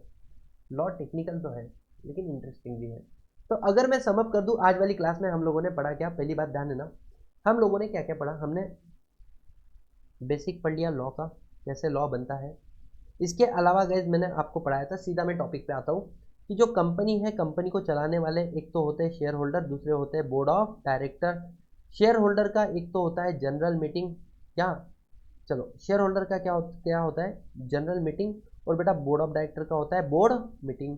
शेयर होल्डर के रिजोल्यूशन होते हैं ऑर्डिनरी और special resolution, board of director के रिजोल्यूशन होते हैं बोर्ड रिजोल्यूशन और यूनानिमस रिजोल्यूशन। ऑर्डिनरी मतलब क्या, vote cast in favour is greater than vote cast against. Special मतलब vote cast in favour is greater than 3 times of vote cast against. इसके अलावा गैस अगर बी आर का बोलूँ तो vote cast in favour is greater than vote cast against. And यहाँ पे क्या, all director present, all director present should vote इसमें इन फेवर। ठीक है, ये हो गया आपका बेसिक रिजोल्यूशन के बारे में जो हम लोगों ने पढ़ा था। फिर आज हम लोगों ने क्या पढ़ा कि जो कंपनी होती है, कंपनी के अंदर why we need a director, director क्यों चाहिए, तो नंबर ऑफ शेयर होल्डर जो है लार्ज इन नंबर। दूसरा, कंपनी आर्टिफिशियल पर्सन है, खुद नहीं कर सकती कुछ। और सेक्शन नंबर 149 सबसेक्शन 1 बोलता है कि कंपनी के पास क्या होने चाहिए, डायरेक्टर। तो बेटा डायरेक्टर कौन होने चाहिए, इंडिविजुअल। क्या समझ में आ रहा है, यस और नो। और इसके अलावा हम लोगों ने देखा कि मिनिमम नंबर ऑफ डायरेक्टर कितने चाहिए, 1 2 3। ओपीसी प्राइवेट पब्लिक कंपनी, बेटा मैक्सिमम कितने हो सकते हैं, 15। और 15 के बियॉन्ड जाने के लिए फर्स्ट पास, ये सर इस पॉइंट को भी बहुत डिटेल में मैं कल बताऊंगा तुम लोगों को। ठीक है, तो आज के लिए इतना काफ़ी हो गया। एश्योर कर रहा हूँ इसी तरीके से पूरा का पूरा कंपनी लॉ आपको लिखते लिखते लिखते लिखते पढ़ाने वाला हूँ। आप भी देखो, आपको 1.5 घंटा कैसे गया समझ में नहीं आया, पहला शायद आधा 1 पौन घंटा हार्ड गया होगा, क्योंकि वहाँ पे मैंने बेसिक वो बातें की थी जो ऑलरेडी लिखी हुई थी। अब तुम सोचना उन टीचर के बारे में जो सिर्फ कंटेंट को बता बता के अंडरलाइन कर करके पढ़ा रहे हैं और आगे बढ़ रहे हैं, तो उस टीचर के बारे में जो लिखाते लिखाते आगे बढ़ रहे हैं, क्या ज़्यादा कन्वीनियंट है। And take a wise decision in your life. ठीक है, with me you will easily crack your examination. Thank you so much. This side CS Satish Bharati signing off.